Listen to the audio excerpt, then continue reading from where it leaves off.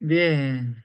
Eso está bien. Patricia, pues vamos, muy bien. Test y esquema de resúmenes. Vamos a acabar prácticamente lo más importante de la Constitución. Y vamos a empezar la ley 39. Y también vamos a dar lo importante de la ley 39, ¿vale? Entre esta sección y el fin de que viene, ¿vale? Vamos a intentar a tope, ¿eh? Tú no te preocupes. Estamos con mucha luz, Carolina, eso es bueno. Luz, que es lo que necesitamos, ¿eh? Estas últimas semanas de repaso necesitamos luz y y confianza, que verás cómo se puede, poquito a poco. La ley de incompatibilidad es importante para los supuestos también. Suelen preguntar algunas siempre. Carolina, echarle un vistacito bueno, ¿vale? También. Pues diputados y senadores, inmunidad y asignación económica. Tanto diputados como senadores tienen inviolabilidad por las opiniones que hacen a la hora de hacer sus funciones. Durante el periodo de su mandato, tanto diputados como senadores tienen inmunidad, no pueden ser detenidos, solo se pueden detener en caso de flagrante delito, es decir, que tengan, por ejemplo, 500 plantas de marihuana en su habitación o hayan cometido algún asesinato, ¿vale? Pero mientras estén haciendo su función, no se les puede detener.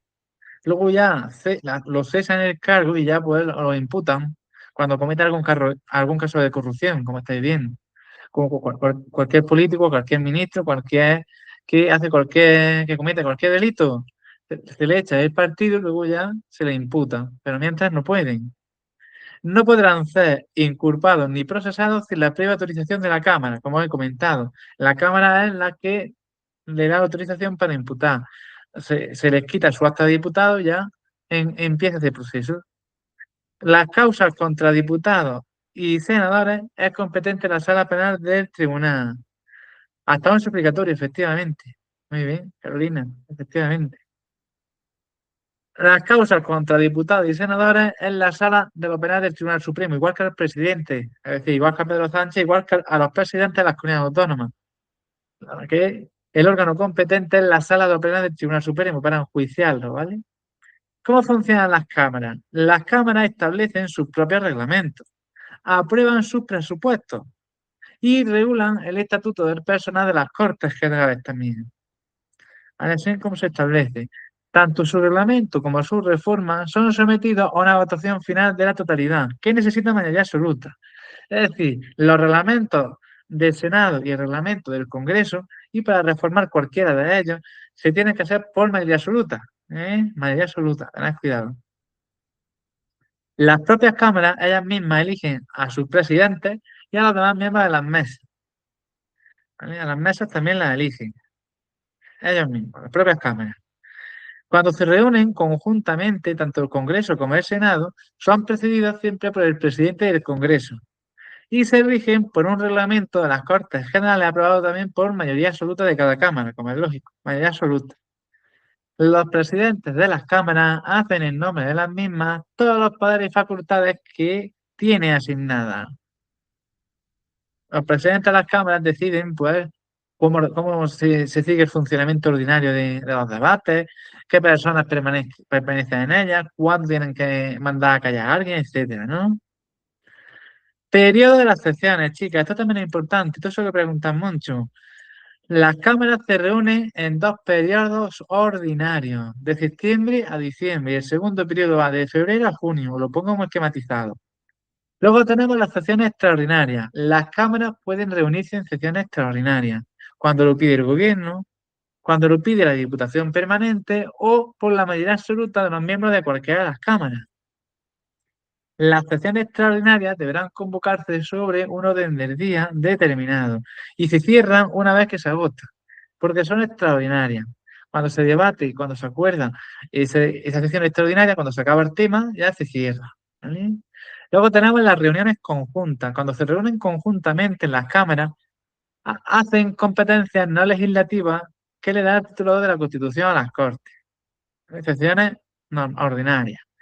Las decisiones de las Cortes Generales, por mayoría de cada una de las cámaras, ¿cuáles son? Vamos a ver. ¿Qué tipo de decisiones se toman conjuntamente por las Cortes Generales, por cada una de las cámaras? Autorización de tratado, autorización de acuerdos de cooperación entre comunidades autónomas y distribución del fondo de compensación. Las decisiones que inician las Cortes Generales las comienza el Congreso, las inicia el Congreso. En cambio, la autorización de tratados y acuerdos de cooperación entre comunidades autónomas y distribución del Fondo de Compensación Interterritorial la inicia el Senado, ¿eh?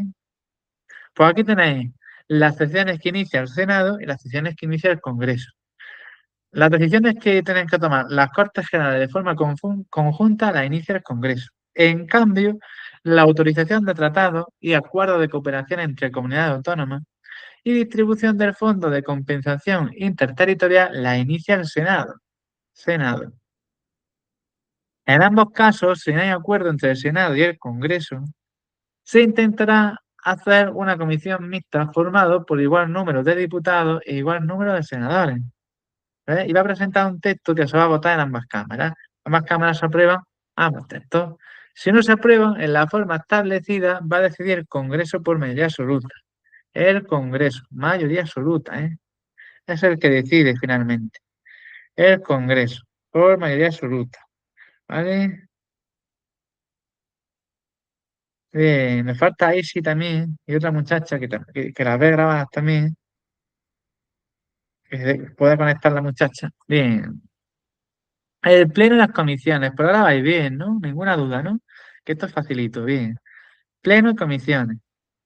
Las cámaras funcionan en pleno y funcionan en comisiones, y ambas pueden delegar en las comisiones legislativas permanentes la aprobación de cualquier proyecto de ley o una propuesta de ley. También las pueden aprobar en las propias cámaras. Se puede delegar esa competencia en las comisiones legislativas permanentes, que están reunidas todo el año. El Pleno también podrá recoger el debate y votación de cualquier proyecto o propuesta de ley que se vaya a delegar, en el caso que ese proyecto de ley sea importante, sea urgente, ¿vale? También se puede delegar. Se exceptúan, esto es interesante, chicas, ¿qué tipo de competencias no se pueden delegar?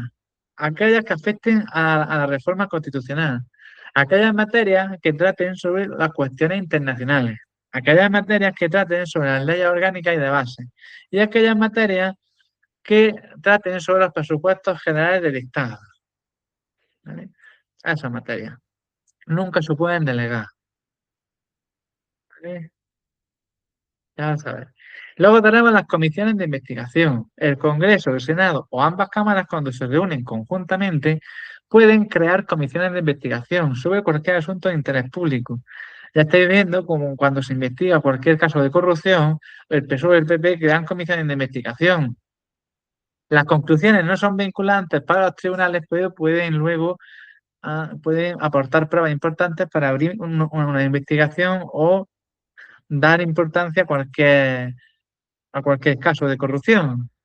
Es obligatorio comparecer en cualquier tipo de comisión de investigación cuando lo pidan las cámaras. Y la ley regula las sanciones para aquellos diputados o senadores que no acudan a esas comisiones de investigación a, a comparecer de forma obligatoria, ¿veis? Las cámaras pueden recibir peticiones tanto individuales como colectivas, pero siempre por escrito se hacen, ¿eh? Por escrito. Directamente no se puede. Y se puede enviar al gobierno las peticiones que reciban y el gobierno está obligado a explicar el contenido de esa petición. Cuando las cámaras pidan que dé explicaciones sobre algún tema concreto, ¿no? En cuanto a las diputaciones permanentes, quedaros con el número, chicas, el número de personas o diputados que las forman. En cada cámara habrá una diputación permanente, mínimo 21 miembros, mínimo 21 personas en la Diputación Permanente del Congreso y mínimo 21 personas en la Diputación Permanente del Senado, ¿vale? Y ambas están presididas por el presidente de cada Cámara. ¿Qué funciones tiene la Diputación Permanente? Os quedáis también con las funciones que les gusta preguntar.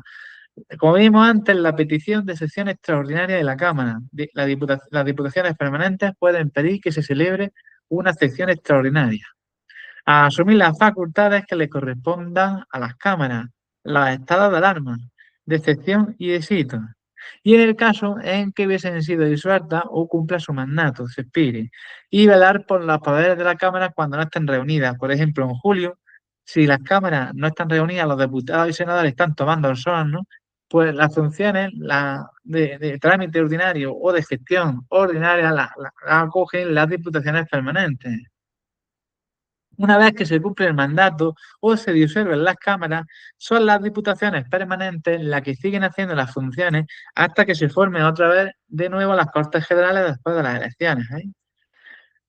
Una vez que se reúna la Cámara correspondiente, la Diputación permanente va a dar cuenta de los trabajos que ha hecho y de las decisiones que ha tomado en la audiencia de diputados y senadores, ¿veis? Y por último tenemos los acuerdos de las cámaras y la publicidad. Para hacer acuerdos, las cámaras deben de estar reunidas reglamentariamente y tienen que asistir la mayoría de sus miembros. Los acuerdos, para que sean válidos, deben ser aprobados por la mayoría de los miembros presentes, mayoría. Acordaros que para que las cámaras se formen reglamentariamente deben de convocarse previamente 48 horas antes, con antelación, y tienen que tener todos los documentos disponibles que van a tratar en, en esa sesión correspondiente, ¿no? Los votos de senadores y diputados son personales indelegables, no se pueden transferir, cada persona tiene su voto. Y las sesiones son públicas de las cámaras. Si os fijáis, los medios de comunicación, cuando debaten en el Congreso del Senado, pues están presentes, sobre todo cuando se reúnen las Cortes, ¿veis? Son públicas. Eso es el capítulo 1. El capítulo segundo son las leyes. Este capítulo es más importante. ¿Os acordáis la semana pasada que estuvimos viendo la diferencia entre leyes absolutas, bueno, leyes ordinarias y leyes ordinarias y orgánicas? Orgánicas, mayoría absoluta, o ordinarias, mayoría simple. Pues aquí lo tenemos.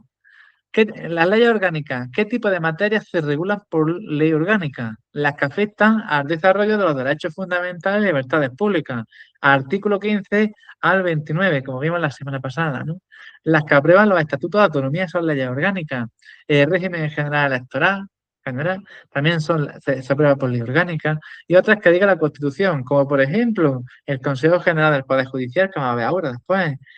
También los militares, el Consejo de Estado, el Defensor del Pueblo, se regula por ley orgánica.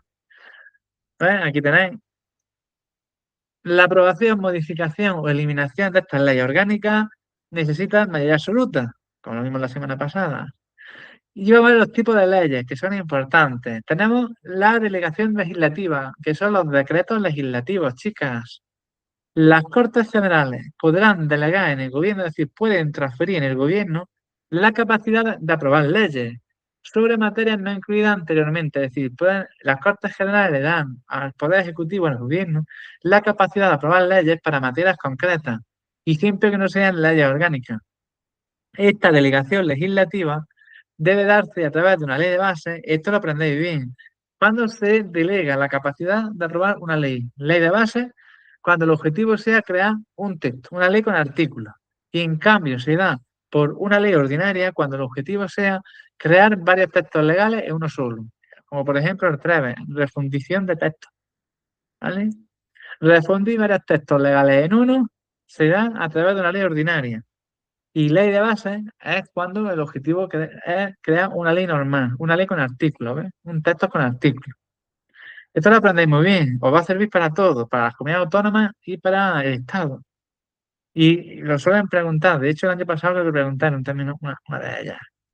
Ley de base, cuando el objetivo es crear varios textos con artículos. ¿Eh?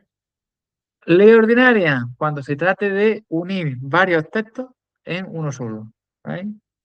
La delegación legislativa se tiene que dar al gobierno de forma expresa para una materia concreta y fijando el plazo para su ejercicio. Muy bien, aquí lo tenéis. Ley de bases, textos con artículos y ley ordinaria, refundir. Las dos palabras clave, como ha puesto Carolina en el chat, os lo podéis quedar muy bien, así no se olvida. Porque luego, con las prisas y con todo, tenéis un minuto para cada pregunta. Luego decimos, ahora, ¿cuál es? Ley de bases, textos articulados. Ley ordinaria, refundir varios textos. Es que si no, con palabras clave. Y lo aprendéis súper bien, muy bien. La delegación se ejecuta por el uso que de ella haga el gobierno por la publicación de la norma. Una vez que se publique la norma, se agota esa delegación, tiene que pedir más permiso. El gobierno a las Cortes para aprobar nuevos decretos. No se puede entender dada de modo implícito por tiempo determinado, ¿veis? Ni tampoco se puede subdelegar. Si las Cortes le dan al gobierno la capacidad de aprobar decretos legislativos, el gobierno no lo puede subdelegar en otro órgano, lo tiene que hacer el gobierno directamente. La propia ley de base va a delimitar el objeto y el alcance de esa delegación legislativa y los principios y criterios por los que ha de regirse. La autorización para refundir textos legales va a determinar ese ámbito normativo que caracteriza el contenido de esa delegación y va a especificar las circunstancias, es decir, si va a crear un solo texto, si va a regularizar cualquier artículo, aclarar o armonizar textos o dependiendo del objetivo que se quieran dar. En la propia autorización se va a especificar el objetivo, las características de esa ley de delegación. Además, estas leyes pueden establecer otras fórmulas adicionales de control y otras características para que el gobierno las utilice adecuadamente y las Cortes puedan controlar que no supere los límites por lo que se ha sido delegado esa competencia, ¿no? El segundo tipo de ley, chicas, son las leyes de base. Las leyes de base no podrán autorizar la propia modificación de esa ley de base ni facultar para dictar normas con carácter retroactivo, que vimos en el artículo 9 la semana pasada. No tienen efecto sobre el pasado. Entonces, las leyes de base se aprueban por las Cortes Generales para que el gobierno, dentro de los límites que marca la ley, pueda aprobar textos con artículos. ¿Ves? Las leyes de bases, chicas, es muy fácil. El gobierno, el Estado, aprueba una legislación básica para todas las comunidades autónomas y las comunidades autónomas no la pueden cambiar. Lo único que hacen las comunidades autónomas es ejecutar esas competencias y regular lo que es diferente, lo que no pueden cambiar. Lo que hacen las comunidades autónomas es ejecutar, ¿veis? Articulan la distribución de competencias entre el Estado y las comunidades autónomas. Son las competencias compartidas que tienen las comunidades autónomas. El Estado fija unas bases y las comunidades autónomas lo que hacen es ejecutar esas bases, esas competencias. ¿Para qué? Para evitar conflictos de competencia entre las comunidades autónomas y el Estado. Y evitar ese tipo de problemas a la hora. Son las competencias compartidas. El Estado se reserva la legislación básica y las comunidades autónomas las desarrollan luego en la ley, en sus propias leyes. Más o menos entendéis lo que son las leyes de base, que también son importantes, chicas? Importantes. Cuando una propuesta de ley o una enmienda fuese contraria a esa delegación, el gobierno se puede oponer a que se tramite. El gobierno puede oponerse a que se tramite cualquier propuesta de ley o enmienda que fuera contraria a esa delegación legislativa. ¿eh? Y puede presentarse una propuesta de ley para eliminar total o parcialmente esa ley de delegación, ¿no? Cuando sea contraria. El gobierno lo puede hacer. Luego tenemos los decretos legislativos que ya hemos visto antes, que son disposiciones que contienen legislación delegada. El tercer tipo de ley son los decretos leyes. Decretos leyes también es importante. En casos de extraordinaria y urgente necesidad, como por ejemplo una pandemia, el COVID, el gobierno puede dictar disposiciones legislativas provisionales y que no pueden afectar al ordenamiento de las instituciones básicas del Estado, tampoco a los derechos, deberes y libertades del título 1 que vimos la semana pasada, al régimen de las comunidades autónomas, ni el derecho electoral general puede afectar, ¿vale? Pues los decretos leyes, chicas, no pueden afectar al ordenamiento de las instituciones básicas del Estado, al título 1 de la Constitución, ni al régimen de las comunidades autónomas, ni al derecho electoral general. Estos decretos leyes deben ser sometidos a debate y votación del Congreso de los Diputados en 30 días desde que se promulgan. Tened cuidado que es Congreso, no las Cortes. El Congreso tiene 30 días para decidir si aprueba este decreto ley o lo elimina. Lo tiene que aprobar, lo tiene que promulgar en 30 días. El Congreso se tiene que pronunciar dentro de ese plazo solo si lo convalida o lo elimina. Y las Cortes lo pueden tramitar como proyecto de ley por el procedimiento de urgencia. En el caso de que sea urgente, las Cortes lo pueden aprobar por el procedimiento de urgencia. Tardan 20 días en aprobarlo, en el caso de que sea urgente. La iniciativa legislativa, chica, ¿quién tiene la capacidad para iniciar el procedimiento para aprobar cualquier tipo de ley? El gobierno. El Congreso y el Senado son los órganos competentes para iniciar la propuesta de ley. Y las comunidades autónomas pueden pedir al gobierno adoptar un proyecto de ley o enviar a la mesa del Congreso una propuesta de ley, delegando ante dicha Cámara 3 miembros. 3 miembros pueden delegar las comunidades autónomas al gobierno a nivel nacional para que puedan negociar cualquier tipo de proyecto de ley que afecte sus competencias, chicas. Y por ley orgánica se regula las formas de ejercicio y requisitos de la iniciativa legislativa popular. Es decir, la recogida de firmas. Iniciativa legislativa popular también se rige por ley orgánica. Se necesitan 500.000 firmas acreditadas. Casi nada, ¿no? ¿Creéis que es mucho o es poco 500.000 firmas acreditadas para proponer una ley para los ciudadanos? Mucho, mucho, muchísimo, porque prácticamente 500.000 firmas nos dan un tiempo determinado para cualquier tema y que esas 500.000 firmas no traten sobre tributos, no traten sobre materias internacionales, no traten sobre leyes orgánicas. Prácticamente es una barbaridad para que nosotros podamos eliminar cualquier tipo de ley, eliminar o cambiarla o modificarla o iniciar el procedimiento para que se apruebe y luego un partido político lo tiene que acoger. Imaginaros. Tampoco se puede utilizar la iniciativa legislativa popular para la prerrogativa de gracia que tenía el rey. ¿Recordáis que lo vimos en el título segundo? Pues ya sabéis, 500.000 firmas, quedaros con la cantidad en España. A nivel de ayuntamientos son 40.000 y a nivel de la Unión Europea es 1 millón de firmas. También mucho. Así que lo tenemos difícil si queremos aprobar una ley en condiciones en España. Los proyectos de ley son aprobados en el Consejo de Ministros. El Consejo de Ministros lo envía al Congreso, que es el que toma la última palabra y la aprueba. ¿Cómo se tramitan estas propuestas de ley? Vamos a verlo, chicas. Las tramitaciones de las propuestas de ley se regulan por los reglamentos de las cámaras. Las proposiciones de ley que haga el Senado las tiene que enviar al Congreso a través de su presidente. ¿Ves? El Senado, la propuesta de ley que haga, la tiene que enviar al Congreso para que se tramite como propuesta de ley. Y una vez que tenemos ya esas propuestas de ley, una vez que se apruebe el proyecto de ley, ya da igual que sea orgánica u ordinaria, son leyes. El rango es el mismo. Ley orgánica, ordinaria son leyes. Que lo apruebe el Congreso de los Diputados, su presidente da inmediata cuenta al presidente del Senado. El presidente del Congreso lo envía al presidente del Senado. Y el Senado tiene 2 meses a partir del día en que recibe el texto para oponerse a su veto o a introducir una enmienda. ¿Veis? El Senado lo único que puede hacer es oponerse a que se apruebe esa ley o introducir algún cambio. 2 meses tiene. En el caso que esos proyectos sean urgentes, el plazo de 2 meses que tiene el Senado para vetar o enmendar ese proyecto se va a reducir a 20 días naturales. Y los proyectos de urgencia se declaran por el gobierno o por el Congreso de los Diputados. Pues esto lo único que puede hacer es el Senado, retrasar que se aprueben las leyes, porque luego el Congreso no hace falta que pasen 2 meses si tiene mayoría absoluta para aprobar el proyecto, lo aprueba directamente. Y si no tiene mayoría absoluta, tiene que dejar pasar esos 2 meses o 20 días para que se apruebe por mayoría simple. Pero al final, la última palabra la tiene el Congreso de los Diputados para aprobar las leyes, ¿veis? El Senado es una Cámara que lo único que hace es introducir cambios o retrasar que se aprueben las leyes. Puede hacer que se retrasen, pero no puede impedir que se aprueben. ¿Eso lo habéis entendido? Eso es importante. Bien, ¿no?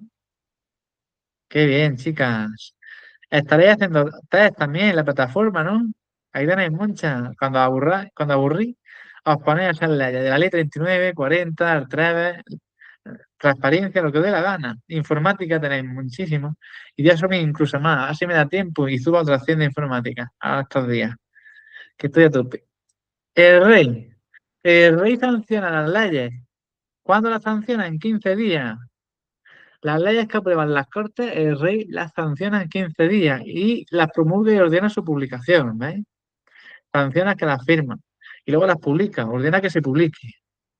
En 15 días, ¿eh? Quedaros con la fecha.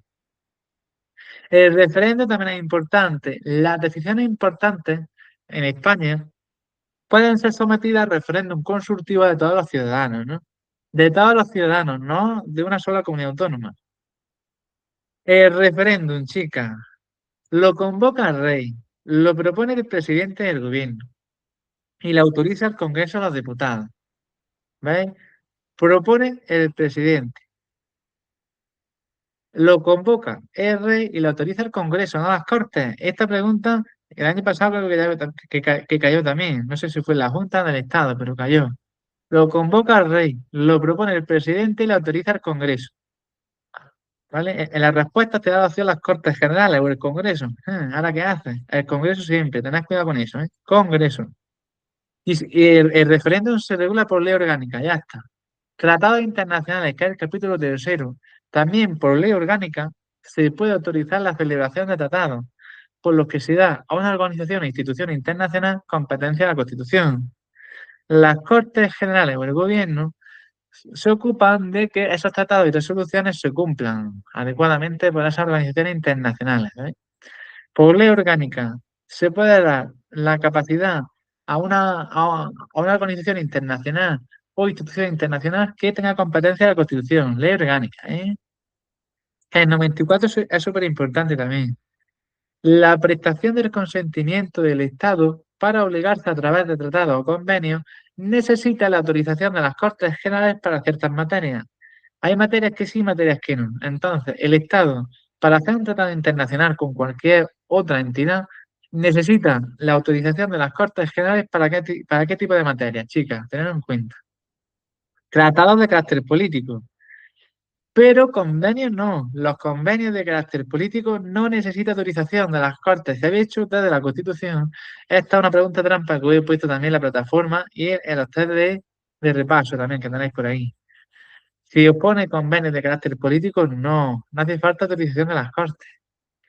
Tratados o convenios de carácter militar, sí. Tratados o convenios que afecten a la integridad territorial del Estado o derechos fundamentales del título 1 también hace falta autorización. Tratados o convenios que impliquen obligaciones financieras para la hacienda pública. Aquí sí. Tratados o convenios que supongan cambio o cualquier eliminación de cualquier ley para que se ejecute, ¿veis? Estas 5 características necesitan autorización de las Cortes Generales para celebrar cualquier tipo de tratado internacional, para que el Estado se comprometa con otra organización internacional. El Congreso y el Senado van a ser informados cuando se acabe cualquier tipo de tratado de estas características, ¿ves? Van a ser informados de cualquier tratado o convenio, de los demás, ¿veis? El Congreso y el Senado van a ser informados de cuando acabe cualquier tratado o convenio anterior, ¿veis? Los tratados que son contrarios a la Constitución exigirá la previa revisión constitucional. El título 9 habla sobre el Tribunal Constitucional, chicas, que también lo tenéis que mirar, ¿eh? Echar un buen vistazo. Que el gobierno o cualquiera de las cámaras puede pedir al Tribunal Constitucional para que declare si existe o no esa contradicción. ¿Vale? El gobierno le puede pedir al Tribunal Constitucional para que declare si existe o no esa contradicción, ¿sí? Para que sea contraria a la Constitución. Y los tratados internacionales válidamente celebrados en España, una vez que se publiquen en España, forman parte del ordenamiento interno. ¿Qué quiere decir eso, chicas? Que hasta que no se publiquen en el BOE, cualquier tratado internacional no va a formar parte de España, no va a formar parte de nuestro sistema jurídico. ¿Vale? Primero se tiene que publicar. Y hasta que no se publique, no va a ser válidamente aplicable. Cuidado con eso, ¿vale? ¿Alguna duda del título tercero, chicas? Que ya hemos visto lo importante, súper importante. El título 4 es más cortito y el 5 también, ya veréis. El gobierno, vamos con el gobierno de la administración. El gobierno dirige la política interior y exterior, la administración civil y militar y la defensa del Estado. El gobierno es el poder ejecutivo, tiene funciones ejecutivas y tiene la potestad reglamentaria. Puede también crear reglamentos, el propio gobierno. ¿Cómo se compone el gobierno, chicas? De presidente. Vicepresidentes en su caso, es decir, no son obligatorios. Los vicepresidentes no es una figura obligatoria, no es un órgano obligatorio. Los ministros y demás miembros que diga la ley que sí. Hay que tener cuidado con eso. ¿Qué funciones tiene el gobierno? Dirige la acción del gobierno y coordina las funciones de los demás miembros del mismo. Y los miembros del gobierno no podrán hacer otras funciones representativas que las propias del mandato parlamentario, ni cualquier otra función que no sean de su cargo, ni actividad profesional o mercantil alguna. Como vimos antes, prácticamente los diputados y los senadores no pueden hacer otra actividad que la propia de su mandato, ¿no? Pues lo mismo que los miembros del Consejo de Gobierno. ¿vale? Por ley se regula el estatuto de incompatibilidad de sus miembros, como es lógico. Vamos a ver cómo se nombra el presidente del gobierno. Después de cada renovación del Congreso de los Diputados, el rey, previa consulta con los representantes designados por los grupos políticos que tienen representación parlamentaria, a través del presidente del Congreso, va a proponer un candidato a la presidencia del gobierno. El candidato que se proponga tiene que exponer ante el Congreso de los Diputados el programa político que quiere formar y va a pedir la confianza de la Cámara. Luego tenemos dos opciones, chicas, mayoría absoluta y mayoría simple. En la primera vuelta hace falta mayoría absoluta para que sea investido por el rey. ¿Vale? Y el rey le nombrará presidente con el refrendo del presidente del Congreso. En el caso que la primera vuelta no tenga mayoría absoluta, 48 horas después, 2 días después, va a necesitar solo mayoría simple, en el caso que no tenga mayoría absoluta, ¿no? Y la confianza se entenderá dada si obtiene mayoría simple, como le pasó pues, a Pedro Sánchez. Una vez que se hagan las elecciones y no se da la confianza para la investidura, se van a hacer nuevas propuestas de candidatos. Una vez que pasen los 2 meses desde la primera votación y ningún candidato hubiese obtenido la confianza del Congreso, el rey disuelve ambas cámaras y convoca nuevas elecciones. Eso fue lo que pasó prácticamente cuando Pedro Sánchez y Pablo Iglesias pues querían hacer un gabinete, ¿no? El primer gabinete que hay de la historia de España, ¿no?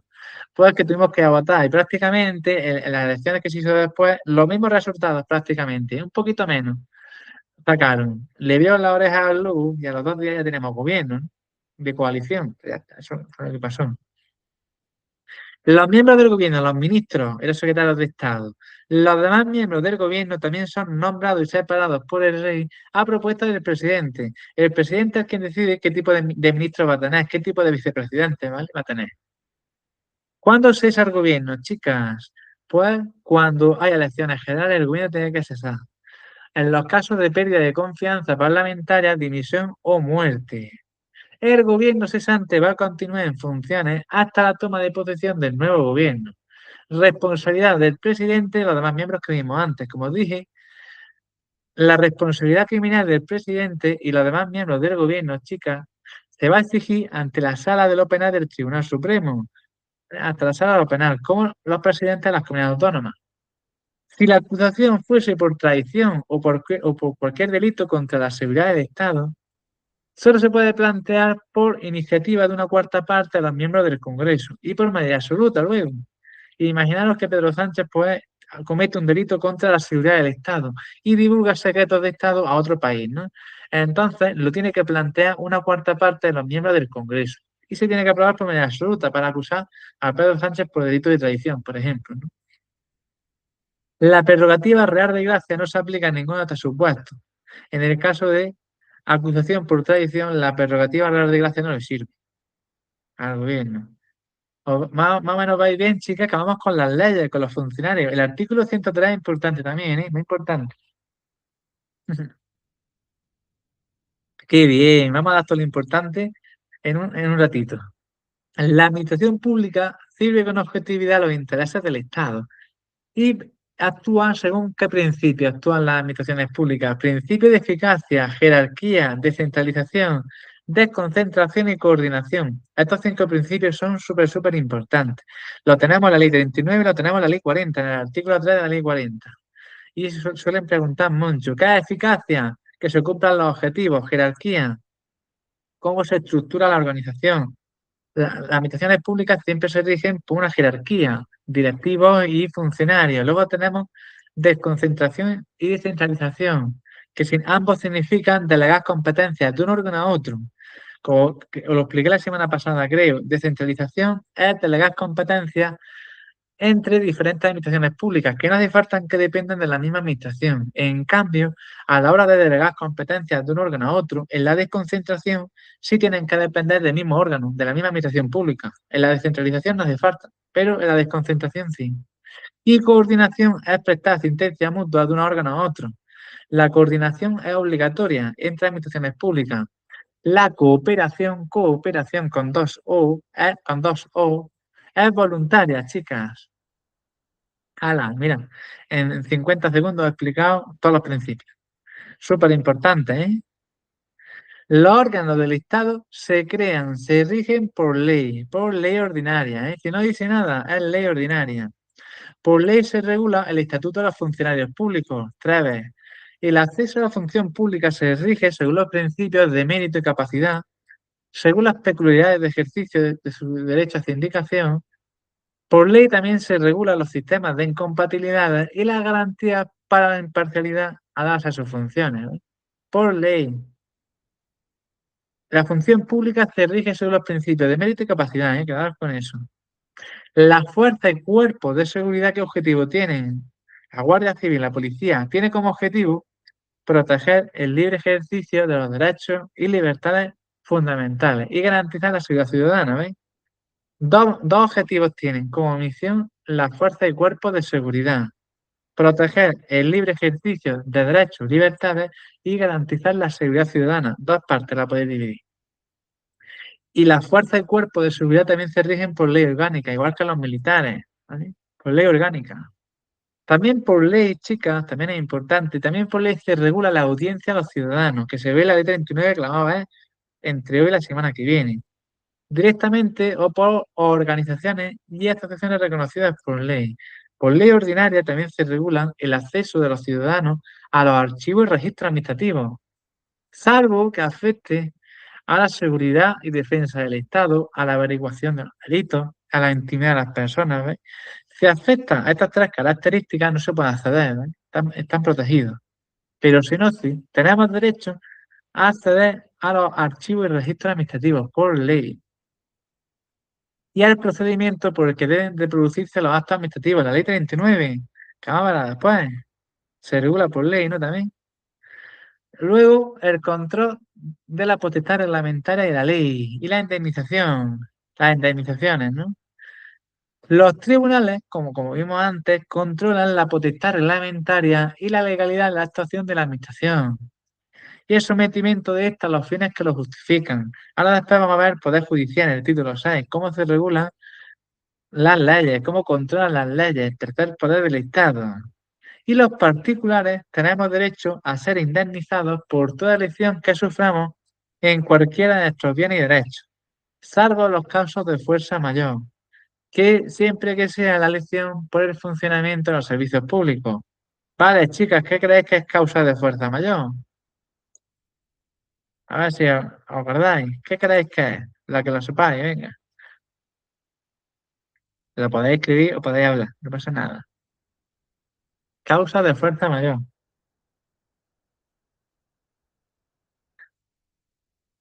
A no ser que sea causa de fuerza mayor, efectivamente, algo que no es previsible. Patricia, la guerra, pues también puede ser previsible. Siempre que no tenga que ver con la administración pública, como por ejemplo los fenómenos de la naturaleza, ¿vale? Un terremoto, una inundación, un rayo, ¿vale? Pues una guerra, por ejemplo, también puede servir, ¿no? Siempre que no sea por causa del funcionamiento de ese servicio público, ¿vale? No, nos va a indemnizar. Si es causa de fuerza mayor, no nos indemnizan, ¿eh? Eso sí. El Consejo de Estado, chicas, también se rige por ley orgánica, como dije antes. ¿Qué es el Consejo de Estado? Supremo órgano consultivo del gobierno. Supremo órgano consultivo que se ocupa de asesorar a todos los órganos del Estado y a los órganos que dependen del Estado a la hora de producir leyes o de hacer dictámenes, ¿vale? El título 5, chicas, relaciones entre el gobierno y las Cortes. El gobierno responde solidariamente su gestión política ante el Congreso de los Diputados. Ante el Congreso, igual. Ante el Congreso, no ante las Cortes. Os pueden confundir. Tened cuidado, chicas, tened cuidado. Ante el Congreso de los Diputados. Las cámaras y sus comisiones pueden pedir, mediante los presidentes de aquellas, la información y ayuda que necesite del gobierno y de sus departamentos y cualquier autoridad del Estado de las comunidades autónomas. Las cámaras y sus comisiones podrán pedir la presencia de los miembros del gobierno, ¿eh? Pueden pedir la presencia de los miembros del gobierno, cada vez que quieran, y están obligados el gobierno a comparecer, ¿no? ¿Ves? Los miembros del gobierno van a tener acceso a las sesiones de las cámaras y a sus comisiones y la capacidad de hacerse oír en ellas. El Consejo es un cementerio de elefantes, efectivamente. Son los antiguos miembros son antiguos presidentes del gobierno, muchos prácticamente. Efectivamente, porque prácticamente el Consejo de Estado están antiguos miembros que han sido presidentes del gobierno y otros miembros electivos que se eligen para que tengan capacidad y tienen potestad en el ámbito de las leyes. Tienen mucho conocimiento jurídico también, en derecho, que es bastante. Interpelación de los miembros de las cámaras. ¿Cómo lo hace? ¿Qué significa esto? El gobierno y sus miembros están sometidos a las preguntas y las interpelaciones que se hagan en las cámaras. ¿Cuánto dura? Normalmente se hace semanalmente. Si os fijáis, prácticamente cualquier debate o cualquier pregunta que se haga al gobierno de forma semanal, pues van debatiendo entre la oposición y ellos y los miembros del gobierno, pues cómo se va dirigiendo esos debates, ¿no? Y qué tipo de decisiones, qué tipo de leyes pues, se van aprobando. Toda interpretación podrá dar lugar a una moción, a un debate, en la que la Cámara manifieste su posición, por dónde van los tiros, ¿no? Y qué tipo de leyes se puedan aprobar. Luego, por último, tenemos la cuestión de confianza en la moción de censura. Cuestión de confianza, chicas, mayoría simple. Moción de censura, mayoría absoluta. El presidente del gobierno, previa deliberación del Consejo de Ministros, puede plantear ante el Congreso otra vez ante el Congreso de los Diputados, la cuestión de confianza sobre su programa o una declaración de política general. Se entenderá dada cuando voten a favor la mayoría simple, los diputados, mayoría simple. Y la moción de censura es cuando el Congreso de los Diputados, es al revés, el Congreso ya lo propone. El Congreso de los Diputados puede exigir la responsabilidad política del gobierno por mayoría absoluta de la moción de censura. La moción de censura debe ser propuesta al menos por una décima parte de los diputados y era de incluir un candidato a la presidencia del gobierno, una décima parte, ¿ves? Y no podrá ser votada hasta que pasen 5 días desde que se presente. Hasta que no pasen 5 días no se vota. ¿Vale? Los 2 primeros días se pueden crear mociones alternativas y si la moción de censura no se aprueba por el Congreso, sus signatarios no pueden presentar otras durante el mismo periodo de sesiones. Es decir, si hay una moción de censura fallida en junio, no se puede presentar otra hasta diciembre. ¿Ves? La única moción de censura que hemos tenido en España que ha salido con éxito ha sido la de Pedro Sánchez a Rajoy, la única. Dimisión del gobierno. Si el Congreso niega su confianza al gobierno, este presenta su dimisión al rey, eligiéndose otro presidente. Si el Congreso aprueba una moción de censura, el gobierno va a presentar su dimisión al rey y en candidato incluido en aquella se entenderá investido de su confianza y en rey le va a nombrar presidente, como pasó con Pedro Sánchez, ¿no? La disolución de las cámaras. El presidente del gobierno, previa deliberación del Consejo de Ministros y bajo su responsabilidad, puede proponer que se disuelva el Congreso, el Senado, las Cortes, ¿ves? Ambas cámaras, el Congreso y el Senado, puede hacerlo el presidente y convocar elecciones. La disolución de las cámaras es decretada por el rey. En ese decreto de disolución se tiene que fijar la fecha de las elecciones, la fecha de las nuevas elecciones. La propuesta de disolución no se puede presentar cuando esté en trámite una moción de censura. Si se está haciendo una moción de censura hasta que no se apruebe o se elimine esa moción de censura, la propuesta de disolución no se puede proponer. ¿Veis? No se hace una nueva disolución de las Cortes hasta que pase un año del anterior. ¿Vale? Mínimo, ¿no? Cada 2 por 3 no se puede estar proponiendo una disolución de las cámaras. ¿Vale? Y luego tenemos los estados de alarma, de excepción o de sitio, que se regulan por ley orgánica ambos. Vamos a ver lo que es cada uno de ellos. El estado de alarma y el estado de excepción, ambos lo declara el gobierno, chicas. Vamos a ver la diferencia entre ambos. El estado de alarma es declarado por el gobierno por decreto acordado por el Consejo de Ministros por un plazo máximo de 15 días. El famoso estado de alarma, ¿no? Que teníamos con el COVID, que bastante la tabarra nos dio, ¿no? Dando cuenta al Congreso a los diputados, reunión de efectos y sin cuya autorización no puede ser prorrogado. La diferencia entre el estado de alarma y el estado de excepción es la duración. El estado de alarma dura máximo 15 días, se puede prorrogar por otros 15 días, cada 15 días se va prorrogando.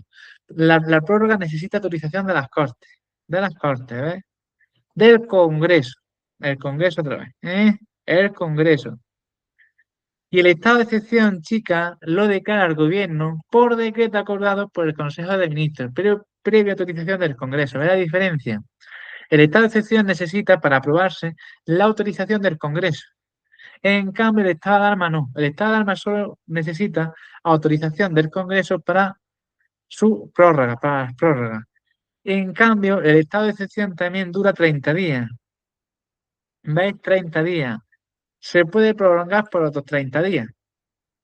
La autorización y proclamación deberá determinar los efectos del mismo, el ámbito del territorio al que se extiende y su duración. ¿Ves? No puede superar 30 días.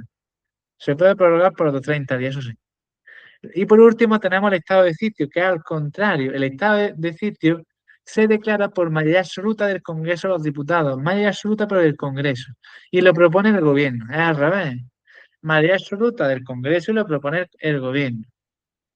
El Congreso va a determinar su ámbito territorial, duración y condiciones. No se puede disolver el Congreso mientras estén declarados algunos de los estados de alarma, de excepción o de sitio. Su funcionamiento no se puede paralizar durante la vigencia de esos estados. Si está vigente el estado de alarma, de excepción o de sitio, el Congreso tiene que estar funcionando.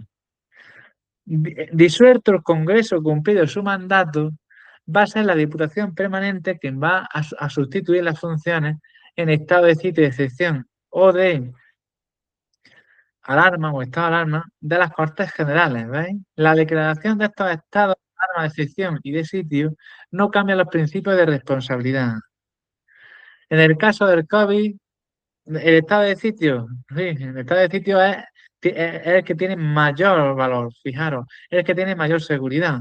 En el estado, en el caso nuestro, en el caso de España, para reducir la movilidad y por situación excepcional, el estado de alarma ya era suficiente. El estado de sitio ya lo que nos faltaba, el estado de sitio es mucho más, ¿eh? Como dice Carolina, el estado de alarma es por temas de salud, es por temas de salud pública. El estado de sitio es cuando sucede, por ejemplo, una guerra o algo más grave, efectivamente. Imaginaros, lo que nos faltaba ya. El estado de sitio, ojalá que nunca lo vayamos, chicas, porque si no, es algo gordo, ¿eh? ¿Alguna duda más, Patricia? Tú pregunta todo lo que dudes, ¿vale? Que para eso estamos ayudándolo. Y Vanessa, ¿tú cómo vas? Aunque sea 15 días, si acordáis, chicas, cada 15 días se reunía el Congreso para ir prolongando el estado de alarma, se prolongaba, ¿vale? Cada 15 días se prolongaba, necesitaba la autorización del Congreso. Por eso, cada 2 por 3 estaban los políticos a ver cuándo se reducían pues, el número de contagios, ¿no? Cada 15 días estábamos pendientes de las teles para ver si se prolongaba o nos dejaban libres unos meses, ¿no? A ver si nos dejaban. Por eso cada 15 días se reducían los contagios. Así lo hicieron, efectivamente. Por suerte, por desgracia, hubo muchas muertes, ¿no? Y estas desgracias, pues, no saber tramitar adecuadamente. Los chinos, ¿no? Que lo que liaron con los murciélagos y con todo, pues, con los experimentos, por lo que hicieron, que todavía no se sabe. Imaginaros, dicen que fue un murciélago que se propagó, y hay cosas pues que no se han esclarecido todavía. Ni lo vamos a saber porque empezó y ya está. El Poder Judicial, ¿no?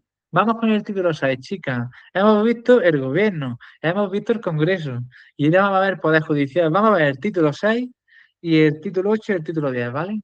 Que son los 3 títulos que más importantes considero, ¿vale? El título 7 también es importante, pero solo entra en administrativo. Entonces, le echáis un vistacito. Y el título 9 también es importante, que es el Tribunal Constitucional, pero vamos justillo de tiempo. Le echáis un vistacito a los dos también por encima, ¿vale? Vamos con el Poder Judicial. La justicia viene del pueblo y se administra en nombre del rey por jueces y magistrados. Estos jueces tienen que ser independientes, inamovibles, responsables y sometidos solo al imperio de la ley. Los jueces y magistrados no pueden ser separados, suspendidos, trasladados ni jubilados, solo por alguna de las causas establecidas en la ley. El ejercicio de la potestad jurisdiccional en todo tipo de procesos, juzgando y haciendo ejecutar los juzgados, chicas, solo le corresponde a los juzgados y tribunales que digan las leyes. las leyes. Es decir, ¿a quién le corresponde ejecutar y juzgar? A los juzgados y tribunales. Los juzgados y tribunales tienen que hacer las leyes establecidas en la ley, tienen que interpretar la ley, tienen que basarse en la ley. Esto también es importante. El principio de unidad jurisdiccional, chicas, es la base de organización y funcionamiento de los tribunales. Principio de unidad jurisdiccional es la base de organización y funcionamiento de los tribunales. Y por ley ordinaria se regula el ejercicio de la jurisdicción militar en el ámbito castrense. ¿Os acordáis? El ámbito castrense, que eran los tribunales de honor, ¿no? Pues se regulan por ley. En el ámbito castrense. Y en el caso de estado de sitio, se regula también por ley. Y se prohíben los tribunales de excepción, como vimos, están prohibidos los tribunales de excepción. Existían antes, ahora están prohibidos. El cumplimiento de la sentencia, esto es muy fácil. Es obligatorio cumplir las sentencias de juzgados y tribunales para cualquier autoridad o persona. Obligatorio. La justicia va a ser gratuita cuando lo diga la ley. Y sobre aquellas personas que no tienen recursos, los abogados de oficio suenan, ¿no? Las personas que acrediten que no tienen recursos para tener un abogado, pues se les asigna de oficio, ¿vale? Por la administración. Las actuaciones judiciales van a ser públicas, con las excepciones que digan la ley, son públicas, son públicas, en audiencia pública. El procedimiento va a ser predominantemente oral, es decir, por, por orden va a ser oral, ¿vale? Por jerarquía, por valor. Los juicios, ¿no? Son orales, se hacen de forma oral. Y las sentencias siempre son motivadas y se van a pronunciar en audiencia pública. Es decir, un juez cuando dice sentencia sobre cualquier caso que haya tenido, lo tiene que explicar por qué toma esa decisión y por qué no toma esta u otra. Y tiene que basarse en la ley. Y él lo ha hecho en las pruebas recogidas, ¿no? Los errores de la justicia, chicas, los daños causados por cualquier error judicial y que sean consecuencia del funcionamiento anormal de la Administración de Justicia, darán derecho a una indemnización a cargo del Estado. Tienen que indemnizar en caso de cualquier error judicial, ¿no? El Consejo General del Poder Judicial, que se rige por ley orgánica, esto es importante, chicas. Por ley orgánica del Poder Judicial se va a determinar la formación, el funcionamiento, el gobierno de los juzgados y tribunales y el estatuto jurídico de los jueces y magistrados de carrera. La ley orgánica del Poder Judicial, chica, la echáis un vistacito también por encima, sobre todo a la estructura y a las funciones, que es lo que suelen preguntar siempre. El Consejo General del Poder Judicial es el órgano de gobierno del mismo. Órgano de gobierno de la justicia. El Consejo General del Poder Judicial, la Ley 6 de 1985, efectivamente. Tened cuidado que que el año pasado se reformó, muchos artículos se han cambiado también, ¿eh? Tened cuidadito. A la actividad, o si tenéis academia, si tenéis, o del BOE, os la miráis de ahí, del BOE, ¿vale? Actualizada, que esté consolidada. Por ley orgánica se establece su estatuto y régimen de incompatibilidad de sus miembros y funciones. En el ámbito de nombramiento, ascenso, inspección, todo eso está en la ley orgánica del Poder Judicial. Con que os sepáis las funciones y los órganos que están formados, va bien. El Consejo General del Poder Judicial está formado por el presidente del Tribunal Supremo. ¿Qué quiere decir eso? Que el presidente del Tribunal Supremo también es el presidente del Consejo General del Poder Judicial, el mismo, la misma persona. Y también está formada por 20 miembros, nombrados por el rey por 5 años. 5 años están los miembros del Consejo General del Poder Judicial y son 20. Estas 20 personas, ¿cómo se dividen? 12 personas entre jueces y magistrados de todas las categorías judiciales. 4 a propuesta del Congreso y 4 a propuesta del Senado, elegidos por mayoría de 3/5 todos, y con más de 15 años de experiencia. El Tribunal Supremo, órgano jurisdiccional superior en todas sus órdenes, salvo lo dicho en materia de garantías constitucionales. Órgano jurisdiccional superior en todos sus órganos. El Tribunal Supremo es a nivel de España, es un órgano nacional. Tiene competencia en toda España y es el órgano jurisdiccional superior en todas sus órdenes, salvo en garantías constitucionales, que es el Tribunal Constitucional. El presidente del Tribunal Supremo lo nombra el rey, tened cuidado, ¿eh? Nombra el rey y lo propone el Consejo General del Poder Judicial. Nombra el rey y lo propone el Consejo General del Poder Judicial. El tercer órgano que vamos a ver judicial hoy es el Ministerio Fiscal. ¿Qué misión tiene? Lo puedes dividir en dos partes. Promueve la acción de la justicia en la defensa de la ley, de los derechos de los ciudadanos y del interés público, y vela por la independencia de los tribunales y procura, ante esto, la satisfacción del interés social, ¿eh? Interés social, no general ni público ni nada. Os pueden preguntar interés general, interés público, interés particular, y tenéis que decir interés social. ¿Mm? En el caso del Ministerio Fiscal, quedar con esa palabra, social.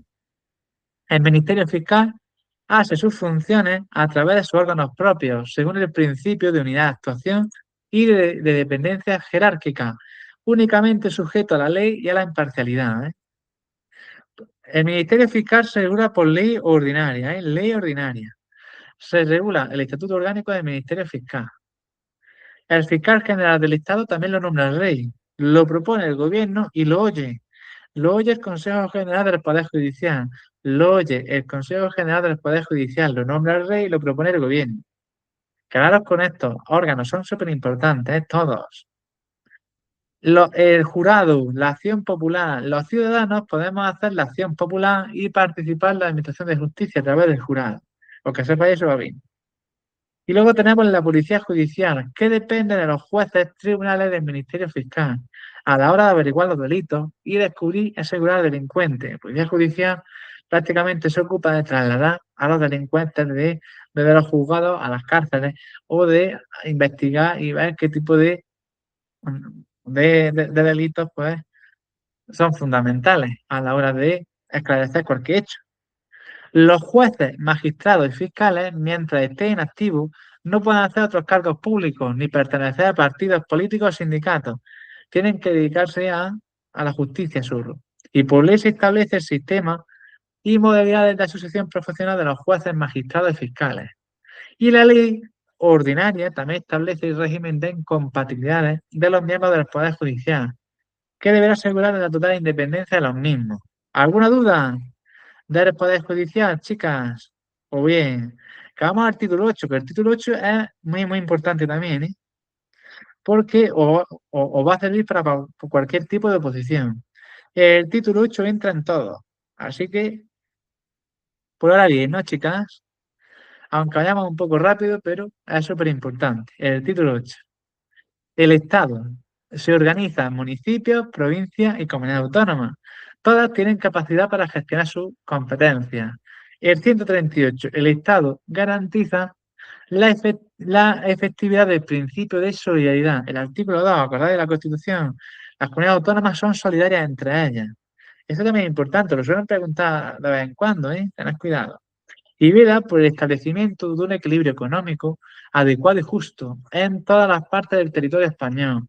Y sobre todo hay que tener en cuenta la isla. La Constitución, por eso lo puse en esto, porque es súper importante, sobre todo en los auxiliares administrativos y administrativos. Por lo menos 8 o 9 preguntas caen seguro de la Constitución, de lo que estamos viviendo. Seguro cae algo. Las diferencias entre los estatutos de las diferentes comunidades autónomas no pueden tener ni privilegios económicos o sociales. Es decir, los estatutos de las comunidades autónomas no pueden tener ni privilegios económicos ni sociales. Lo que quieren hacer algunos comunidades autónomas es tener pues, privilegios, diferentes modelos de financiación en función de sus competencias, pues quieren tenerlo. Eso ya hay que debatirlo. Igualdad de derechos y obligaciones en el territorio español. Todos los españoles, chicas, españoles se refiere. Todos los españoles tienen los mismos derechos y obligaciones en cualquier parte del territorio del Estado, en cualquier parte. Y ninguna autoridad podrá tomar medidas que directa o indirectamente obstaculicen la libertad de circulación y el establecimiento de personas y la libertad de circulación de bienes dentro del territorio. ¿Qué quiere decir eso? Que nosotros nos podemos ir a vivir donde queramos y podemos llevarnos nuestros bienes donde queramos, en el territorio de España, en cualquier parte. No nos pueden impedir. Eso en cuanto a los tres principios básicos. Luego tenemos la administración local y el capítulo tercero, que son las comunidades autónomas. La administración local es muy cortita, chicas, es súper importante, ¿eh? También no entran en el régimen local y en la Constitución, dos tomas por uno. La Constitución garantiza la autonomía de los municipios. Los municipios tienen Personalidad jurídica plena, plena. En cambio, las provincias tienen personalidad jurídica propia. El gobierno, la administración le corresponde a su ayuntamiento. Los ayuntamientos, chicas, están formados por alcaldes y concejales. Los concejales son elegidos por los vecinos del municipio, por sufragio universal, igual, libre, directo y secreto. Y los alcaldes son elegidos por los concejales a los vecinos. Concejales a vecinos, ¿ves? Y por ley se regulan las condiciones del régimen de consejo abierto. El régimen de consejo abierto se regula en el artículo 29 de la ley de régimen local, que veremos ya el último día de clase, que también lo voy a dar, que es importante. Que siempre cae alguna pregunta. Nada más empezar, ponen ley de régimen local. El año pasado creo que fue. Y ponen, el régimen de consejo abierto, chicas, se utiliza por tradición o por cultura en municipios de menos de 100 habitantes, donde se reúnen en consejo abierto el alcalde y los ciudadanos del municipio en una asamblea. Esa asamblea pueden participar entre todos ellos directamente a la hora de participar en las decisiones más importantes del municipio, ¿eh?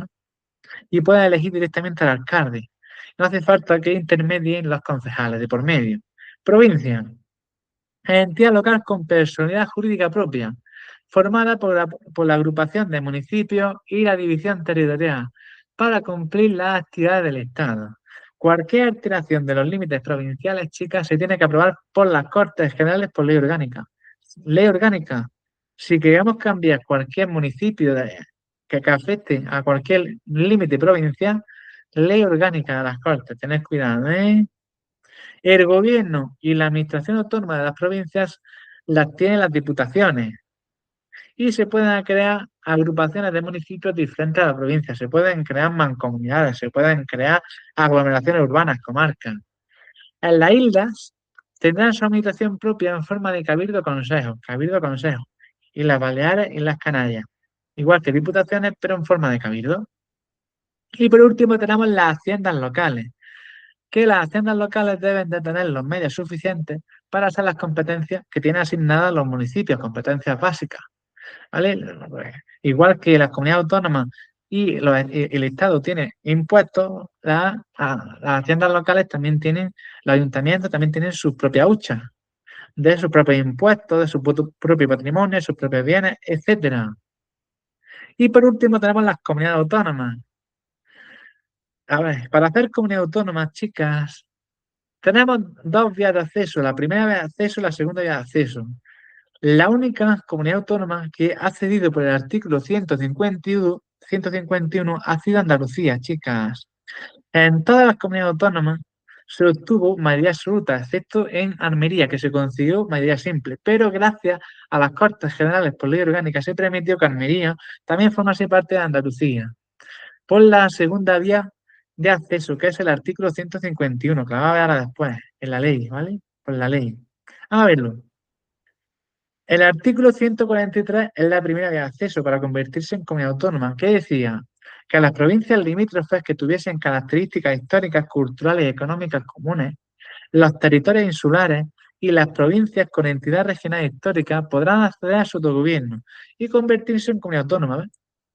Tuviesen estas características históricas, culturales, económicas comunes, las islas y las provincias con entidad regional histórica se podían convertir en comunidad autónoma.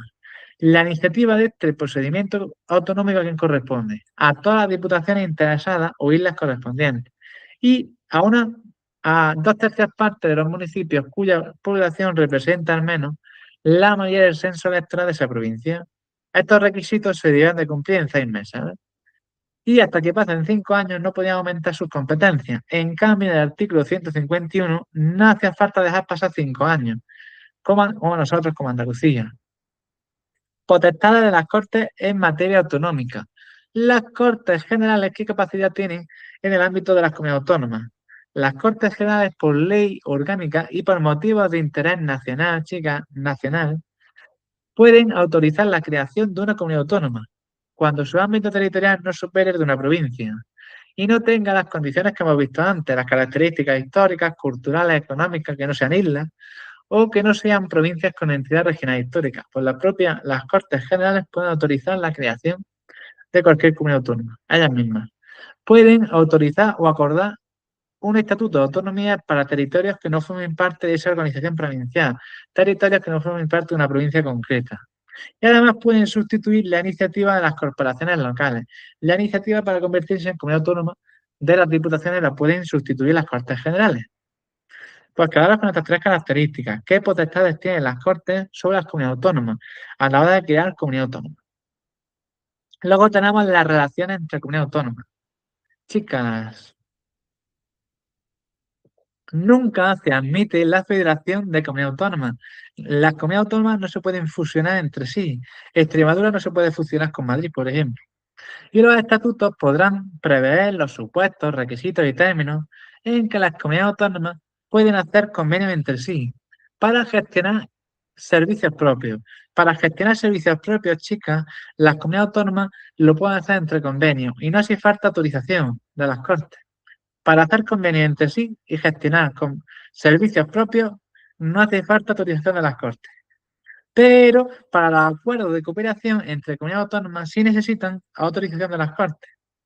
Quedaros con esta diferencia, que es súper importante. Acuerdos de cooperación sí necesitan autorización de las Cortes, pero para convenios no.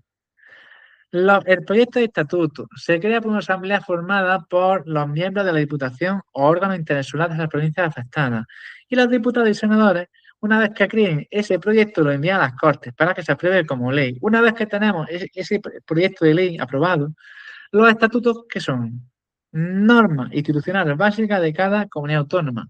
Y el Estado los reconoce y los ampara como parte de nuestro ordenamiento jurídico. Los estatutos de autonomía que deben de contener, chicas, el nombre, denominación de la comunidad que mejor corresponde a su identidad histórica. La delimitación de su territorio, hasta dónde llega, en este caso, las 8 provincias de Andalucía, ¿no? Denominación, organización y sede de las instituciones autónomas propias. ¿Qué significa eso? Nombre, organización y sede de las instituciones autonómicas propias. Competencias asumidas dentro de la Constitución y las bases para traspasar esos servicios. La reforma de los estatutos se va a ajustar al procedimiento establecido en los mismos y necesitará la aprobación por las Cortes por ley orgánica. Ley orgánica. Se aprueba por ley orgánica. Ley orgánica. Y las competencias de las comunidades autónomas. Esto es súper importante. De aquí algo cae seguro. Del título 8, por eso lo estamos dando. Es muy importante. Como, lo mismo que hemos visto el título 1, que fue súper importante la semana pasada. Este también es importante. Las comunidades autónomas. Las competencias exclusivas que tienen las comunidades autónomas. ¿Cuáles son? Organización de las instituciones de autogobierno. Alteración de los términos municipales del territorio, funciones que le corresponden al Estado en el ámbito de las entidades locales. Ordenación del territorio, urbanismo y vivienda. Todo lo que tenga que ver con vivienda, urbanismo y organización del territorio siempre va a ser exclusiva de las comunidades autónomas. Obras de interés público de la comunidad autónoma. Obras de interés general del Estado es del Estado, pero obras de interés de la comunidad autónoma.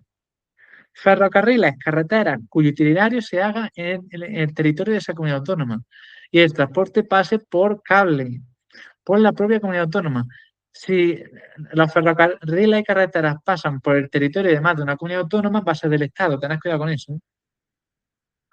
Puertos de refugio, puertos y aeropuertos deportivos y que no hagan actividades comerciales. Si hacen actividades comerciales del Estado, si no hacen actividades comerciales de la comunidad autónoma. Agricultura y ganadería siempre de la comunidad autónoma. Montes y aprovechamientos forestales también.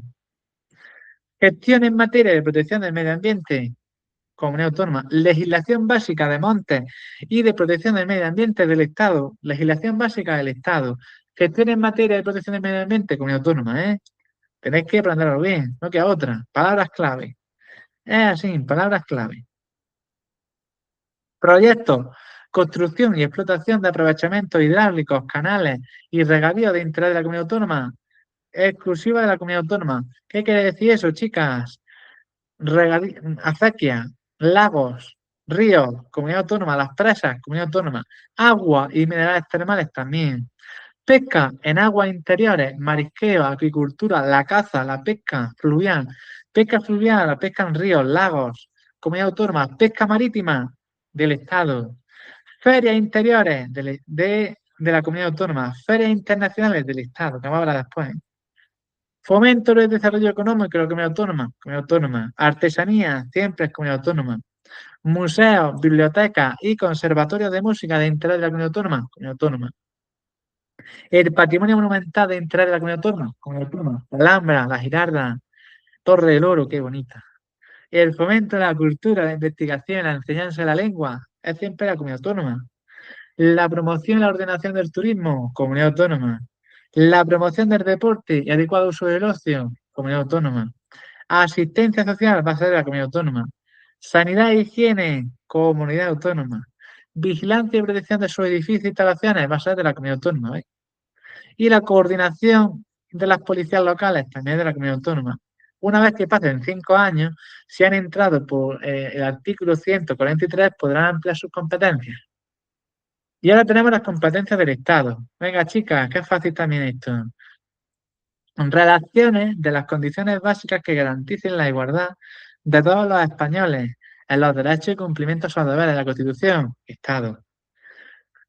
Una cosita, las competencias exclusivas del Estado son las competencias ejecutivas de las comunidades autónomas. Competencias exclusivas del Estado son las competencias ejecutivas de las comunidades autónomas. Por si os presentáis también a las comunidades autónomas, a la Junta de Andalucía, a la de Madrid, a la que sea, ¿vale? Para que lo sepáis, competencias exclusivas del ejecutivas. Las competencias exclusivas del Estado son las ejecutivas de las comunidades autónomas, ejecutivas comunidades autónomas. Nacionalidad, inmigración, emigración, extranjería, derecho de asilo, Estado, relaciones internacionales, defensa, justicia, todo tipo de legislación es del Estado, legislación mercantil, penal, penitenciaria, laboral, civil, legislación sobre propiedad intelectual, industrial, régimen aduanero y arancelario, el comercio exterior del Estado, Sistema monetario, divisas, cambio, convertibilidad, las bases de ordenación del crédito, la banca, seguro, todo eso del Estado. Legislación sobre pesas y medidas, el horario de España, la hora oficial del Estado, Base y coordinación de la planificación general de la actividad económica, esto del Estado. Si es de interés de la comunidad autónoma, Hacienda general y deuda pública del Estado, todo lo que sea Hacienda del Estado. Fomento y coordinación general de la investigación científica y técnica, Estado. Sanidad interior, de la comunidad autónoma. Sanidad exterior del Estado, Legislación sobre productos farmacéuticos, también del Estado. Base y coordinación general de la sanidad, también del Estado. Legislación básica y régimen general de la seguridad social, Estado. Es decir, seguridad social del Estado. Base del régimen jurídico de la administración pública y régimen estatutario de sus funcionarios, del Estado. Procedimiento administrativo común, Estado. Expropiación forzosa, Estado.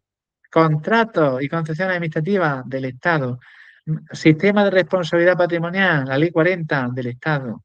La pesca en los mares, como os dije antes, del Estado. La marina mercante, abanderamiento de buques. Los faros, las costas. Señales marítimas, puertos de interés general, aeropuertos de interés general, control del espacio aéreo, tránsito y transporte aéreo, AEME, matriculación de aeronaves, todo el Estado, Ferrocarriles y transportes que pasan por más de una comunidad autónoma del Estado, tráfico del Estado, correos del Estado, telecomunicaciones del Estado, cables aéreos, submarinos, radiocomunicación del Estado, radio. Legislación, ordenación, concesión de recursos y aprovechamiento hidráulicos cuando pasen las aguas por más de una comunidad autónoma, ¿veis? Legislación, ordenación y concesión de recursos cuando pasen por más de una comunidad autónoma. Estado. Autorización de instalaciones eléctricas cuando afecte más de una comunidad autónoma. Estado. Legislación básica sobre protección del medio ambiente. Legislación básica sobre montes, forestal y vías pecuarias. Estado. Obras públicas de interés general que afecte más de una comunidad autónoma. Estado. Minería, energía, Estado.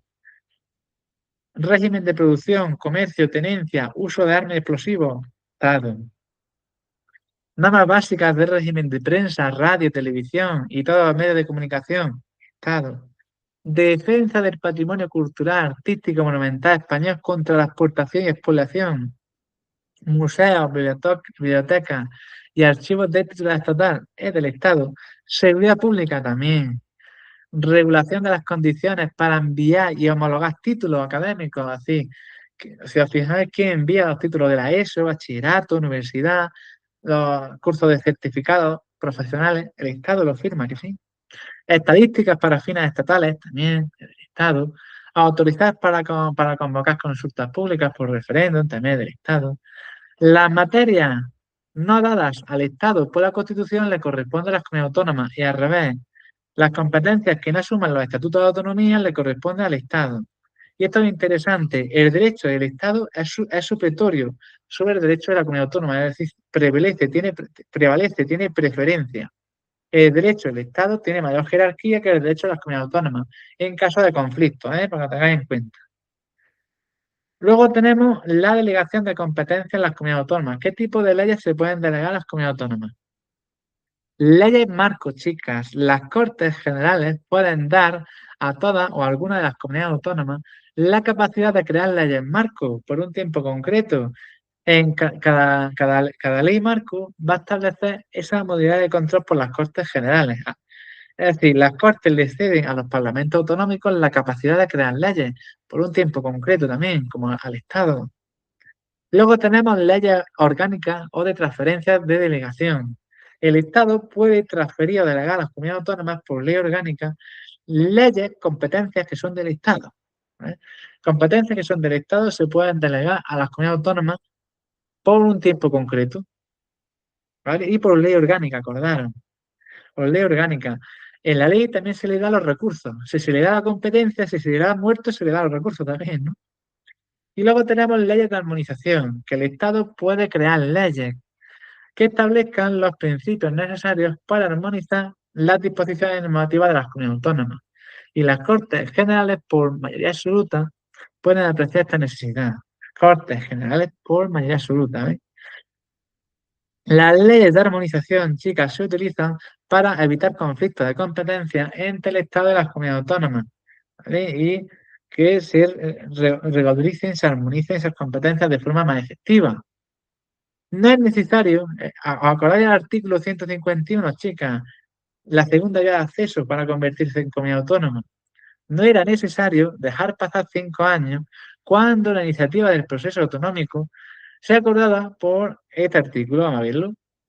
El procedimiento para crear este estatuto dice que las diputaciones u órganos intersulares correspondientes, a través de 3/4 partes de los municipios de cada una de las provincias afectadas, y que representen la mayoría del censo electoral, y se tiene que ratificar por referendo, por mayoría absoluta en cada provincia, ¿ves? Esos electores. Primero, el gobierno convoca a todos los diputados y senadores elegidos en esas provincias para crear el proyecto de estatuto. Una vez que se aprueba el proyecto de estatuto por la Asamblea de Parlamentarios, se envía a la Comisión Constitucional del Congreso, que tiene 2 meses, para aprobar de forma definitiva ese proyecto. En el caso que se aprueba el proyecto, se somete a referendo de esas provincias y se aprueba definitivamente. Si el proyecto de estatuto es aprobado en cada provincia, se envía a las Cortes para que se apruebe. Imaginaros que se aprueba el estatuto, el rey lo sanciona y lo promulga como ley, ya ¿veis? En el caso que no se acuerde, que no se llegue a acordar el estatuto, el proyecto de estatuto se tramita como un proyecto de ley ante las Cortes Generales, una ley normal. ¿Veis?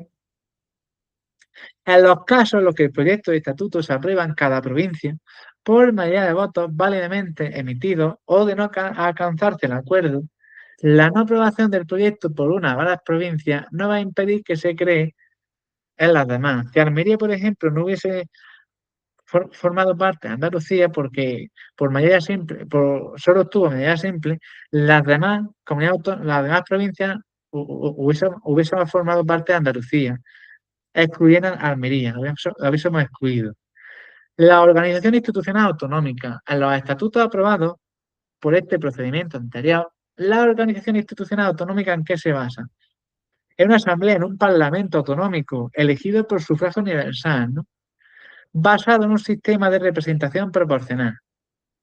Un consejo de gobierno con funciones ejecutivas, administrativas y un presidente elegido por la asamblea de entre sus miembros y nombrados por el rey, al que le corresponde dirigir el consejo de gobierno la suprema representación de la comunidad autónoma y la ordinaria del Estado en aquella. El presidente y los miembros del Consejo de Gobierno son responsables ante la Asamblea. Luego también tenemos un Tribunal Superior de Justicia, que es donde acaba la organización judicial, es la comunidad autónoma. Los estatutos de las comunidades autónomas podrán establecer también los supuestos y las formas de participación de aquellas en la organización de esas demarcaciones judiciales de la justicia y las instancias procesales en donde se agotan, donde se acaban los órganos judiciales del territorio de esa comunidad autónoma, en primera instancia. ¿Qué quiere decir esto? Que el Tribunal Superior de Justicia, Andalucía, tiene competencias por Andalucía. Una vez que se promulga y se sancionan los estatutos, solo se pueden modificar por los procedimientos en ellos establecidos. El Estatuto de Autonomía de Andalucía, en el título 10, establece cómo se reforma, ¿no? Igual que la Constitución, aquí en el título 10, que vamos a ver luego.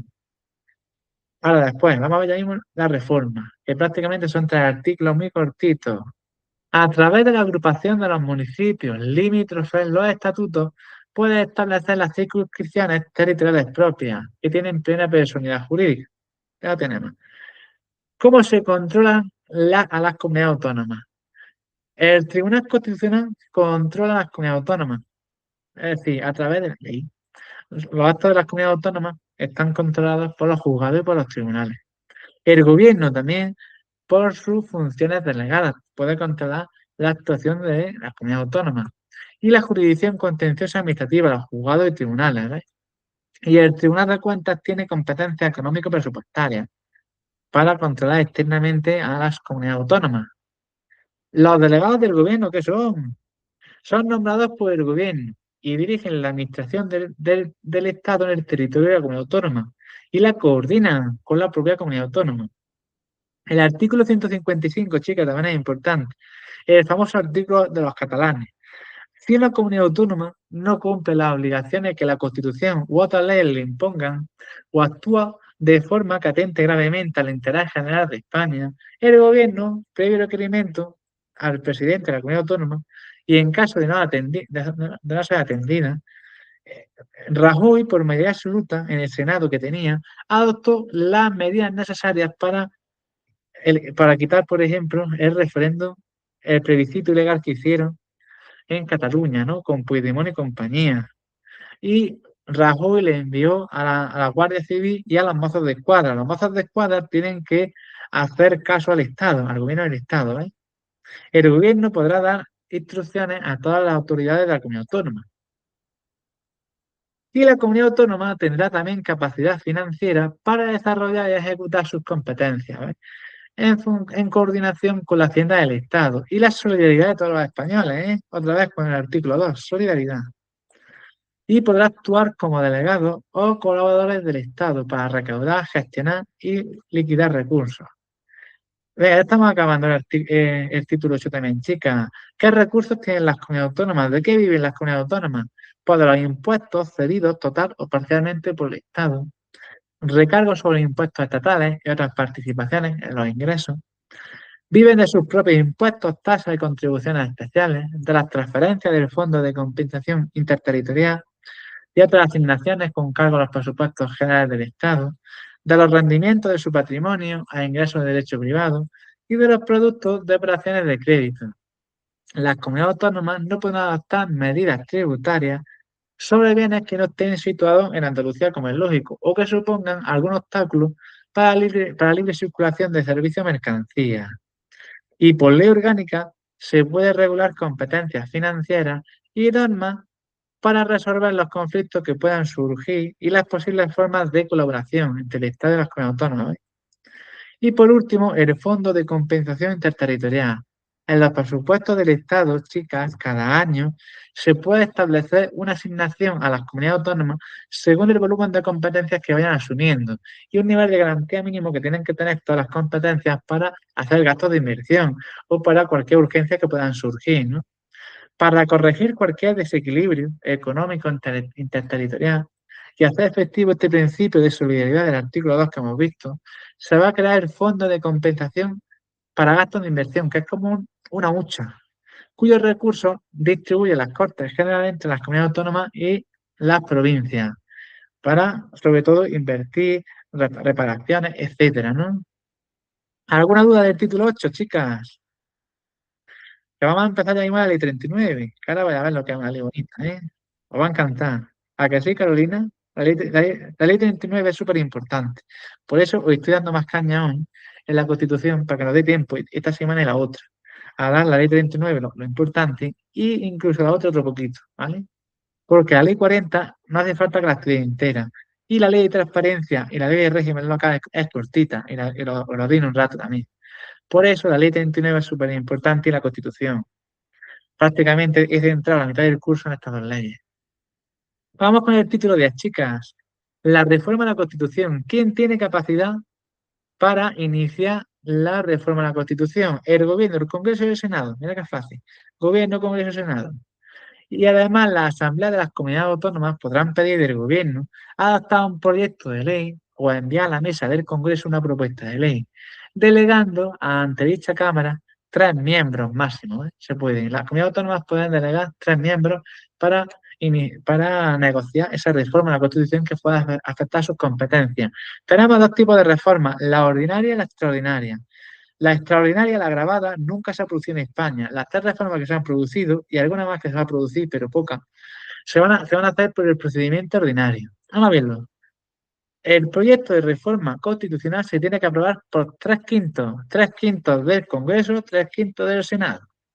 En el caso que no haya acuerdo entre ambas cámaras, se va a crear una comisión paritaria entre diputados y senadores. En el caso en que tampoco haya acuerdo en esa Cámara paritaria entre diputados y senadores, siempre que el texto obtenga la mayoría absoluta del Senado, el Congreso, por mayoría de 2/3, va a aprobar la reforma, ¿ves? Por 2/3, la va a aprobar directamente el Congreso. Y una vez que se apruebe la reforma por las Cortes Generales, se va a someter a referéndum solo a los 15 días después, si una décima parte de los miembros de cualquiera de las cámaras lo pide. Si lo pide una décima parte de los miembros del Congreso o lo pide una décima parte de los miembros del Senado. El referéndum se va a hacer en 10 días después, en 15 días después, pero si no, no, ¿eh? Si no se pide en 15 días, el referéndum no se hace. Normalmente, pues no lo hacen. Muchos gastos, ¿no? Y luego tenemos la reforma extraordinaria. Cuando se quiera revisar toda la Constitución o parte de la Constitución que afecte al título preliminar que vimos la semana pasada, al capítulo segundo, sección primera del título primero, del artículo 15 al 29, ¿no? O al rey, el rey intocable, ¿eh? Al título segundo, que es la corona. Se va a aprobar por el principio de mayoría de 2/3 de cada cámara y se va a disolver las Cortes. Otra vez, después de que hayamos ido a votar, ¿no? Las cámaras que hemos elegido deben ratificar la decisión y hacer un estudio del nuevo texto constitucional, que se debe aprobar otra vez por mayoría de 2/3, es decir, doble mayoría de 2/3. Imaginar lo que supone eso. 2/3, doble mayoría. Y luego, no, a no quedarte contento, una vez que se apruebe la reforma por las Cortes, se va a someter a referéndum para su ratificación. Por referéndum también. Y por último, la imposibilidad de reformar la Constitución. La Constitución no se puede reformar en tiempos de guerra, ni cuando están vigentes el estado de alarma, de excepción o de sitio. ¿Alguna duda de las reformas? Son muy fáciles, ¿no? 2/3, doble medida de 2/3, y luego referéndum obligatorio. Y la ordinaria, 3/5 de cada cámara, ¿está? Todo bien, todo bien. Pues venga, chicas, abrí el esquema de la ley 39. Y vamos a lo gordo, al esquema de la ley 39 que os he pasado. Tenéis 500 preguntas de la ley 39, 500 preguntas, que es mucho. De la ley 39 prácticamente os tenéis que estudiar todo.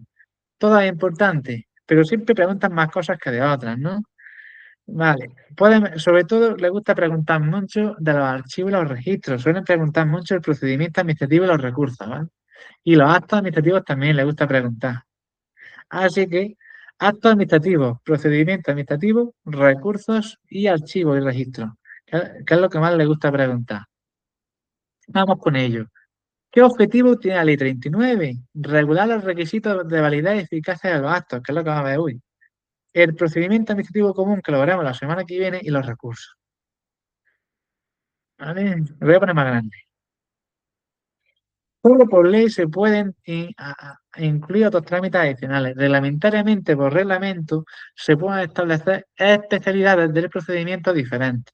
Es decir, el procedimiento administrativo, que vamos a ver la semana que viene, tiene 4 fases. Esas 4 fases se pueden incluso establecer otras especialidades por reglamento, cuando se quieran, ¿no? El artículo 2 y el artículo 3 es importante, chicas. Por ley se aplica al sector público que comprende. El sector público, cómo está conformado? Está formado por la Administración General del Estado, por la AGE, por las administraciones de las comunidades autónomas, las entidades que forman la administración local y el sector público institucional. Dentro del sector público institucional, chicas, tenemos que está formado por cualquier organismo público y entidad de derecho público vinculada a dependiente. Entidades de derecho privado vinculadas a dependiente y por las universidades públicas. ¿Ves? Esto también le gusta preguntar mucho. ¿Cómo está formado el sector público institucional? ¿Y cómo está formado el sector público? Tened cuidado, que es diferente. Una cosa es el sector público institucional y otra cosa es el sector público. Y por último, dentro de estos órganos, ¿cuáles de estos órganos son administraciones públicas? Dentro de estos órganos son administraciones públicas el Estado, las comunidades autónomas, las entidades locales y órganos públicos y entidades públicas de derecho público. La letra A del apartado 2, ¿eh? Son administraciones públicas. Y luego también tenemos las corporaciones de derecho público que se rigen por su normativa específica, ¿eh? Y supletoriamente se rige por la ley 39. Corporaciones de derecho público se rigen por su normativa específica y supletoriamente por la ley 39. La capacidad de actuar, los interesados. ¿Quiénes somos interesados en un procedimiento? Tenemos capacidad de actuar en cualquier procedimiento. Las personas físicas o jurídicas que tienen capacidad de actuar. Los menores de edad también pueden actuar en un procedimiento para defender sus derechos e intereses, cuya actuación le esté permitida por el ordenamiento jurídico, sin la asistencia de la persona que tenga su potestad o tutela o curatela, ¿no? Los menores incapacitados se exceptúan, no pueden actuar, ¿vale? No tienen capacidad para actuar.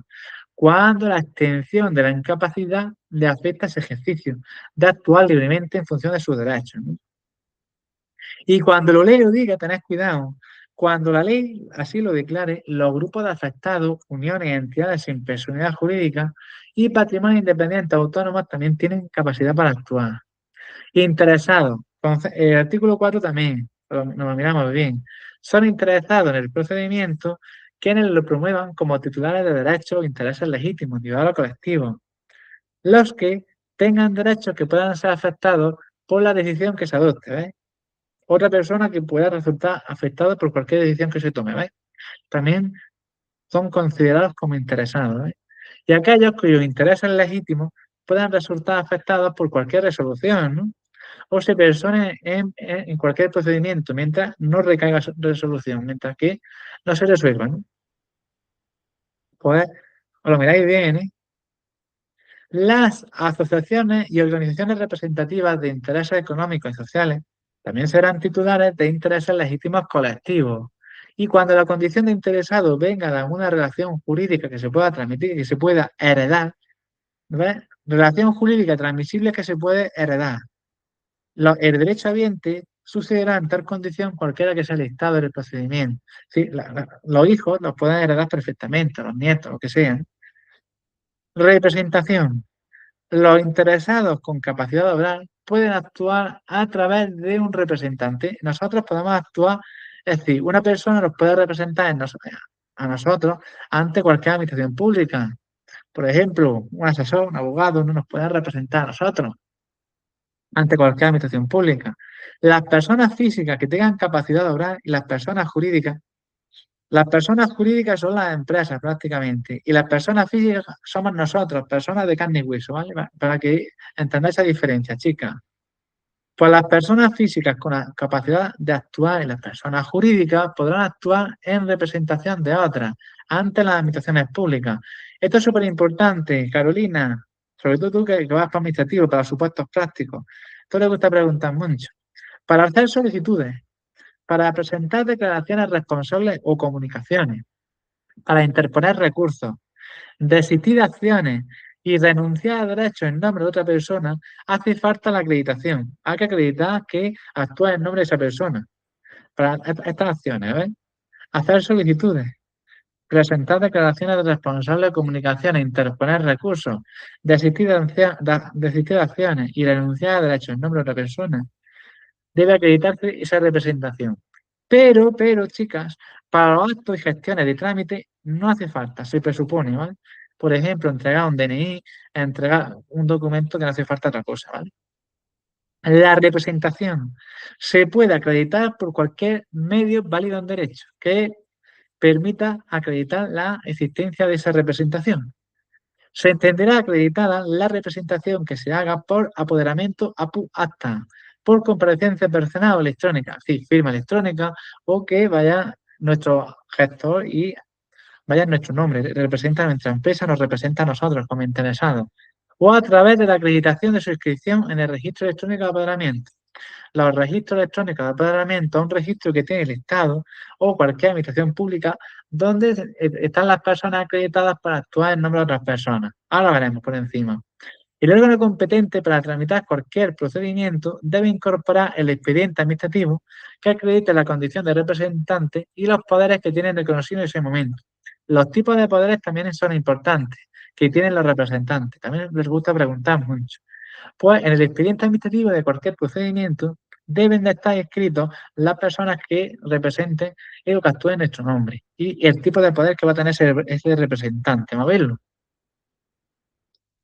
Aquí, las administraciones públicas podrán habilitar con carácter general o específico a personas físicas o jurídicas autorizadas para hacer cualquier transacción electrónica. Es decir, los funcionarios, chicas, pueden actuar en nuestro nombre y pueden hacer cualquier trámite en nuestro nombre, siempre y cuando le demos nuestro consentimiento por escrito, ¿no?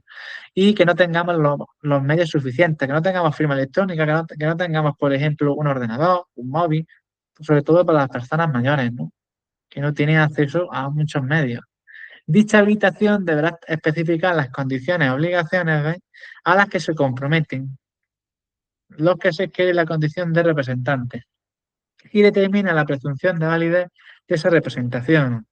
Las administraciones públicas pueden pedir en cualquier momento la acreditación de esa representación a cualquier persona y siempre podrá comparecer el interesado por sí mismo.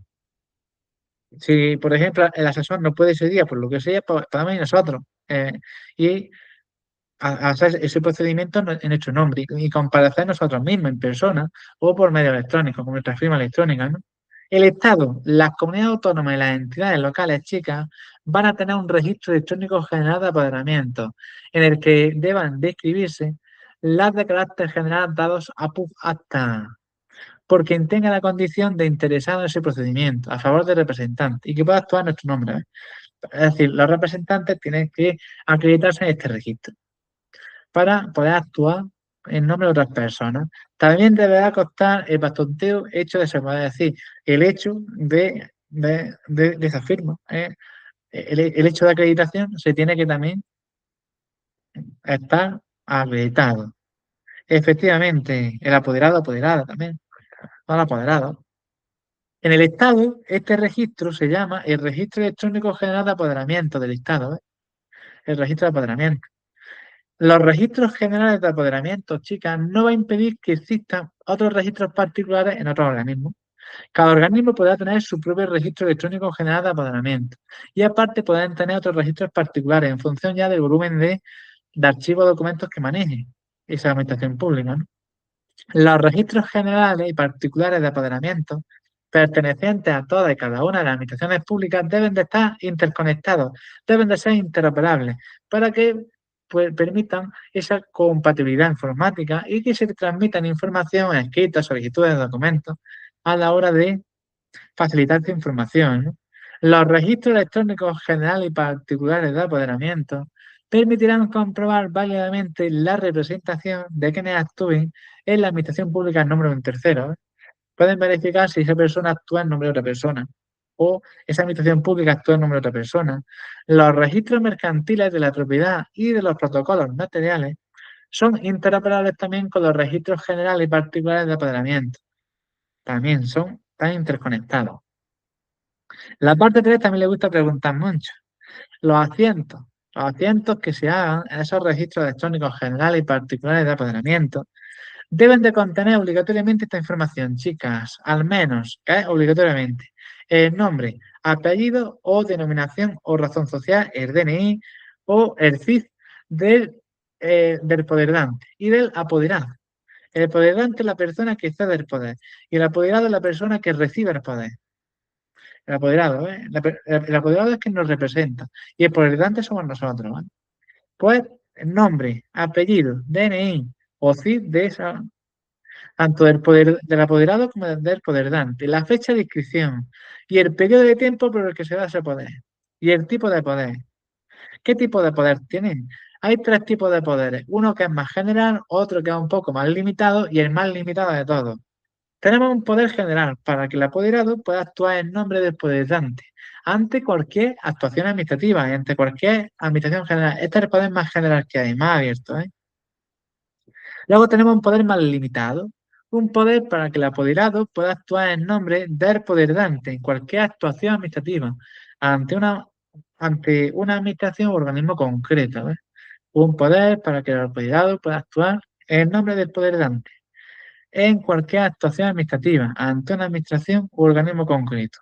Y un poder para que el apoderado pueda actuar en nombre del poderante, solo para ciertos trámites especificados del poder, solo para ciertos trámites, ¿ves? Y cada comunidad autónoma va a aprobar los modelos de poderes inscribibles en ese registro cuando se haga actuaciones ante esa administración, ¿no? Este es más específico. Un poder para que la autoridad actúe solo para ciertos trámites específicos, ¿eh? Ante una administración concreta. El apoderamiento acta se hace a través de la comparecencia electrónica en la sede electrónica, utilizando la firma electrónica o la comparecencia personal en la oficina de asistencia en materia de registro.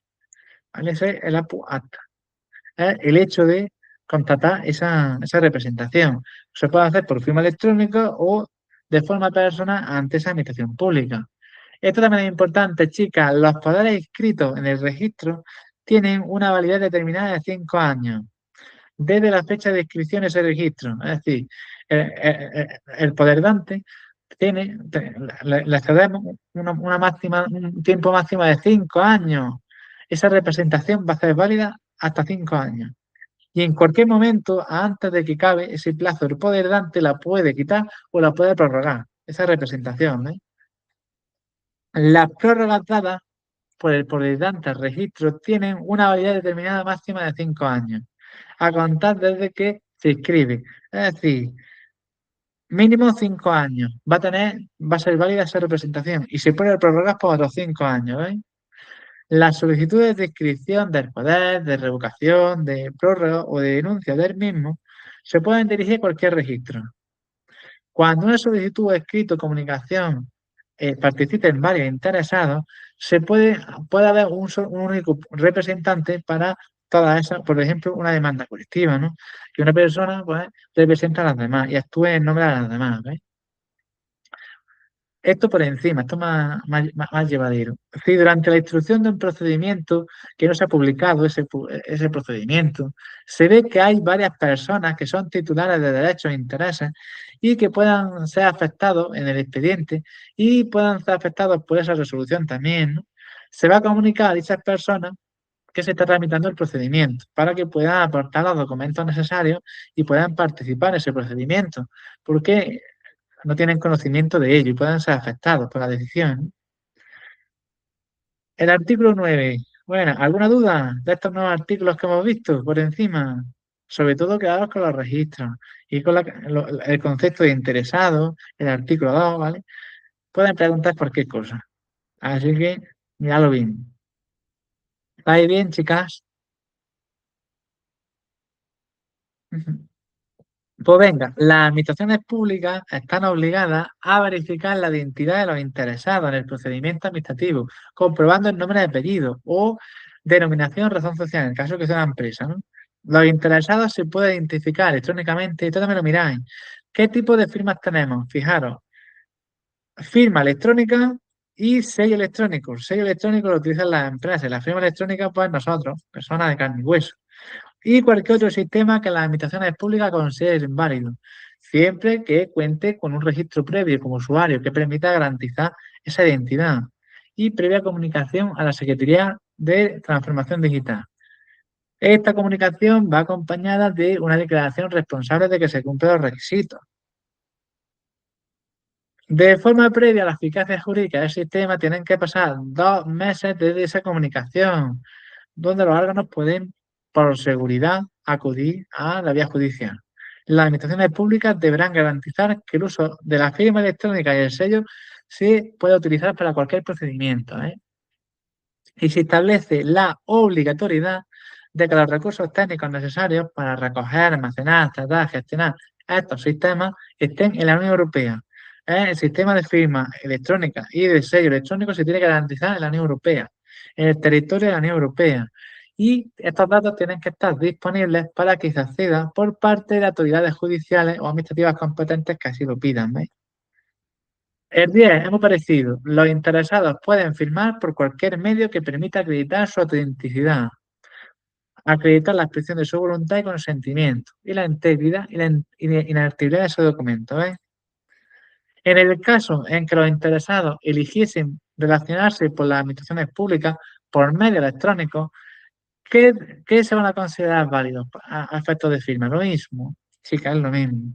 Sistema de firma electrónica cualificada y avanzada, basada en certificados electrónicos o basado en sello electrónico cualificado y sello electrónico avanzado, ¿eh? O cualquier otro sistema que pueda ser válido. Las administraciones públicas podrán admitir los sistemas de identificación establecidos en esta ley, cuando permita acreditar la autenticidad de la expresión de voluntad y su consentimiento.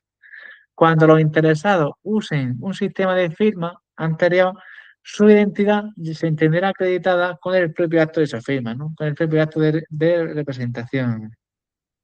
¿Eh? Uso de medios de identificación y firma en el procedimiento administrativo.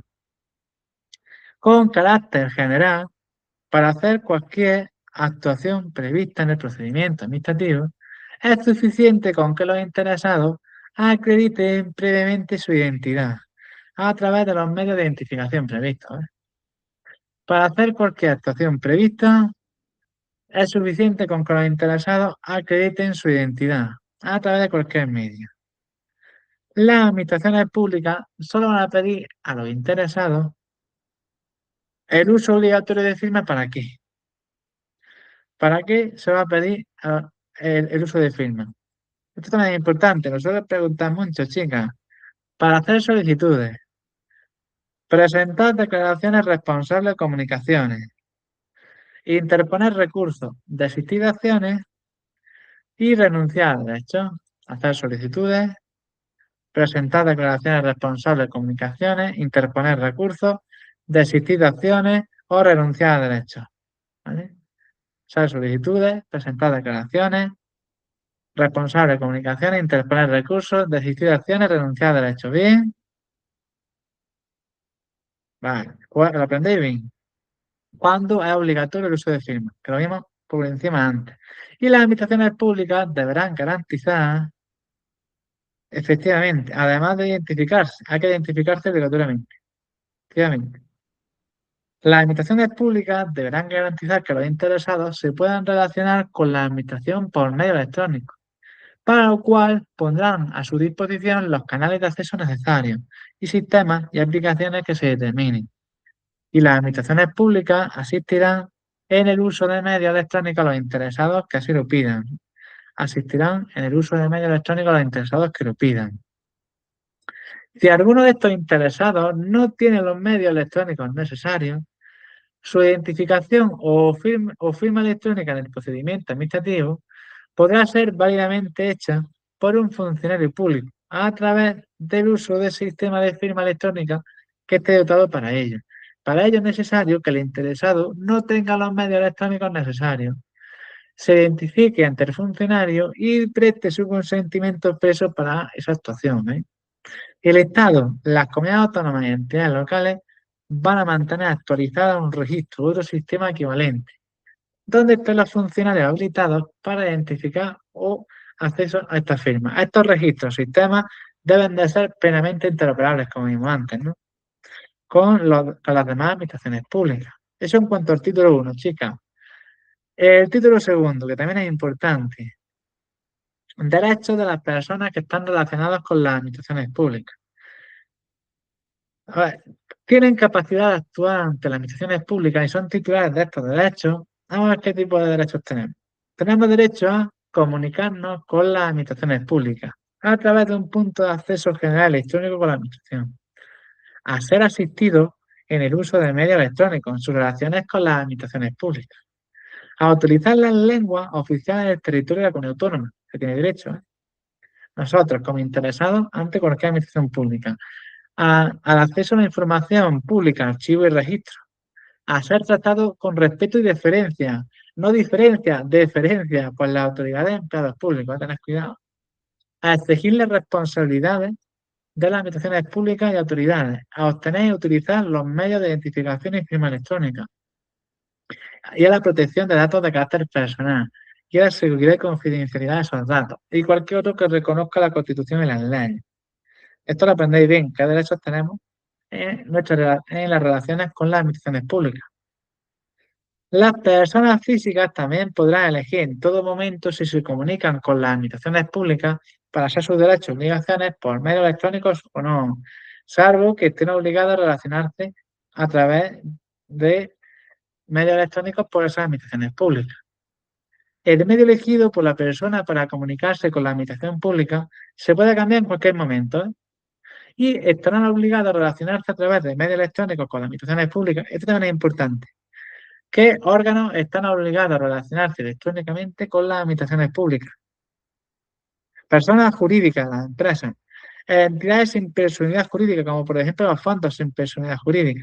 Y quienes hagan una actividad profesional para la que sea necesaria colegiación obligatoria. Abogados, psicólogos, médicos, para trámites de actuaciones que se hagan en dicha actividad profesional. Dentro de este colectivo también se incluyen los notarios y los registradores de la propiedad mercantiles. También es obligatorio que se comuniquen por medio electrónico quienes representen a un interesado que esté obligado a relacionarse electrónicamente. Pues una empresa, por ejemplo. Un asesor de una empresa que esté obligado a relacionarse electrónicamente.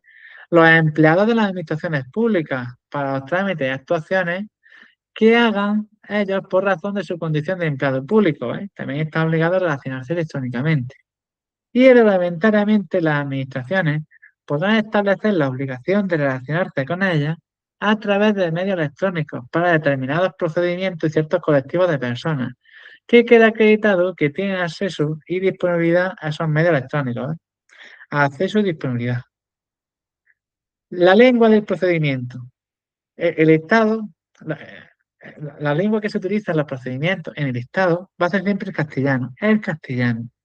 Pero los interesados que se dirijan a los órganos del Estado con sede en el territorio de una comunidad autónoma también pueden utilizar esa lengua, catalán, gallego, vasco. El procedimiento se va a tramitar en la lengua que se elija el interesado. En el caso que haya varios interesados en el procedimiento y existiese alguna diferencia a la hora de utilizar una lengua, si uno quiere que se tramite en castellano y otro quiere que se tramite en catalán, ¿no? Pues el procedimiento se va a tramitar en castellano.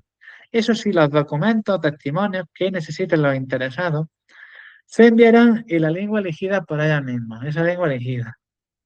En los procedimientos tramitados por las comunidades autónomas y las entidades locales, el uso de la lengua se va a ajustar a la ley de la comunidad autónoma.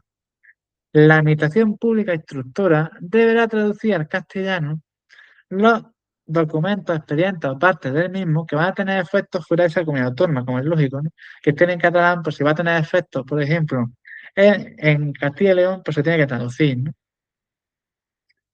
Si debiesen tener efectos en el territorio de una comunidad autónoma, donde sea cooficial esa lengua, por ejemplo, en Mallorca y en Barcelona, no hace falta que se traduzca, ¿no? Porque también se habla en catalán. Y vamos a ver también los registros. El artículo 16, venga, que aguantáis ya nos queda poquito. Cada administración va a tener un registro electrónico general en el que se va a hacer correspondiente asiento de todo documento que se presente o que se reciba Es decir, tenemos, las administraciones públicas tienen registros de entrada de documentos y registros de salida. ¿Ves?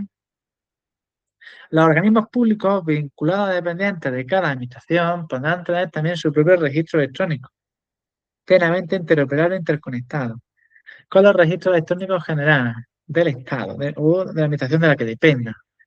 El registro electrónico general de cada administración va a funcionar como un puente en el que se facilita el acceso a esos registros electrónicos de cada organismo. ¿Eh? El registro electrónico general de cada administración y los registros electrónicos particulares de cada organismo tienen que tener las garantías y medidas de seguridad para proteger los datos de los usuarios. ¿Eh? Las disposiciones de creación de los registros electrónicos, es decir, las leyes que crean estos registros electrónicos, se van a publicar en el diario oficial correspondiente y el texto debe estar totalmente disponible para su consulta en la sede electrónica de acceso a ese registro. Las disposiciones de creación de los registros electrónicos van a especificar el órgano o unidad que se ocupe de gestionar y de la fecha y hora oficial y los días que son declarados como inhábiles. ¿Ves? Tienen que estar especificados en la disposición de creación de ese registro. La sede electrónica de acceso a cada registro va a estar actualizados los trámites que pueden hacerse en ese registro. Los asientos se tienen que anotar respetando el orden temporal de recepción o de salida, es decir, los documentos que lleguen antes se van a tramitar antes, los archivos que salgan antes se van a tramitar antes, como es lógico. Acabado el trámite de registro, los documentos se tienen que cursar sin dilación, es decir, perder más tiempo a sus destinatarios y a las unidades correspondientes. ¿No? El registro electrónico de cada administración u organismo va a garantizar la constancia de que, en la parte 3 la miráis bien, ¿vale? La parte 3 es importante. Cada registro, en cada registro de salida o de entrada, se va a hacer un asiento, ¿vale? Cada asiento va a especificar un número, un epígrafe expresivo de su naturaleza, fecha y hora de su presentación, identificación del interesado, órgano administrativo del que viene y persona u órgano administrativo al que se envía y una referencia al contenido que se registra. ¿Eh? Estas características las aprendáis bien de los acentos que se hagan en cada registro. Es decir, de las anotaciones. Los acentos son anotaciones. ¿No? Para ello, se va a emitir un recibo basado en la copia auténtica de esos documentos que se trate, especificando la fecha y hora de su presentación, el número de entrada y el recibo acreditativo de esos documentos u otros. Por ejemplo, cualquier solicitud de convocatoria de posiciones que echéis, siempre os va a llegar al correo electrónico una solicitud, un recibo de que os habéis inscrito adecuadamente, para que vosotros podáis reclamar en el caso que no aparezcáis en las listas definitivas, ¿no? O en las listas provisionales, ¿no? Los documentos que los interesados dirijan a los órganos de las administraciones públicas, esto también es importante. El punto 3, el punto 4 lo miráis bien. ¿Dónde se pueden presentar cualquier documento? En los registros electrónicos de la administración u organismo al que se dirijan y demás registros de cualquiera de esos sujetos. En las oficinas de correo, en la forma que reglamentariamente se establezca. En las representaciones diplomáticas o oficinas consulares de España y el extranjero en las oficinas de asistencia en materia de registro o en cualquier otro que digan las leyes, ¿veis? En estos 5 órganos se puede enviar cualquier documento, porque están interconectados y luego se pueden ir luego van llegando al registro adecuado. Los registros electrónicos de todas y cada una de esas administraciones están interconectadas, como he comentado. Los documentos que se presenten de forma presencial ante las administraciones públicas deben ser digitalizados por esa oficina de asistencia en materia de registros y tienen que incorporar el expediente. Y las administraciones podrán establecer la obligación de presentar ciertos documentos por medio electrónico para ciertos colectivos de personas que acrediten tener esos medios. Por eso necesitan tanto personal, efectivamente. Por eso. Para hacerse efectivo mediante transferencia dirigida a la oficina correspondiente cualquier cantidad que haya que pagar, ¿eh? Cualquier tasa. Y las administraciones públicas deberán hacer público mantener actualizada una relación de oficina en la que se presente de forma electrónica esos documentos, ¿no? Y no se tendrá por presentado en el registro aquellos documentos de información que se establezca otra forma de presentación, ¿no? Que se diga de forma presencial, de forma de otra forma correspondiente. Y nos vamos a quedar por aquí, chicas. ¿Alguna duda que tengáis? Por el artículo 18, 17 nos queda. Ah, eso lo necesitamos. Vanessa, buenos días. ¿Tú también vas bien? ¿Qué tal? Nos quedamos en el artículo 70 del título 3 de la Constitución, ¿eh? Pues vamos con el artículo 70.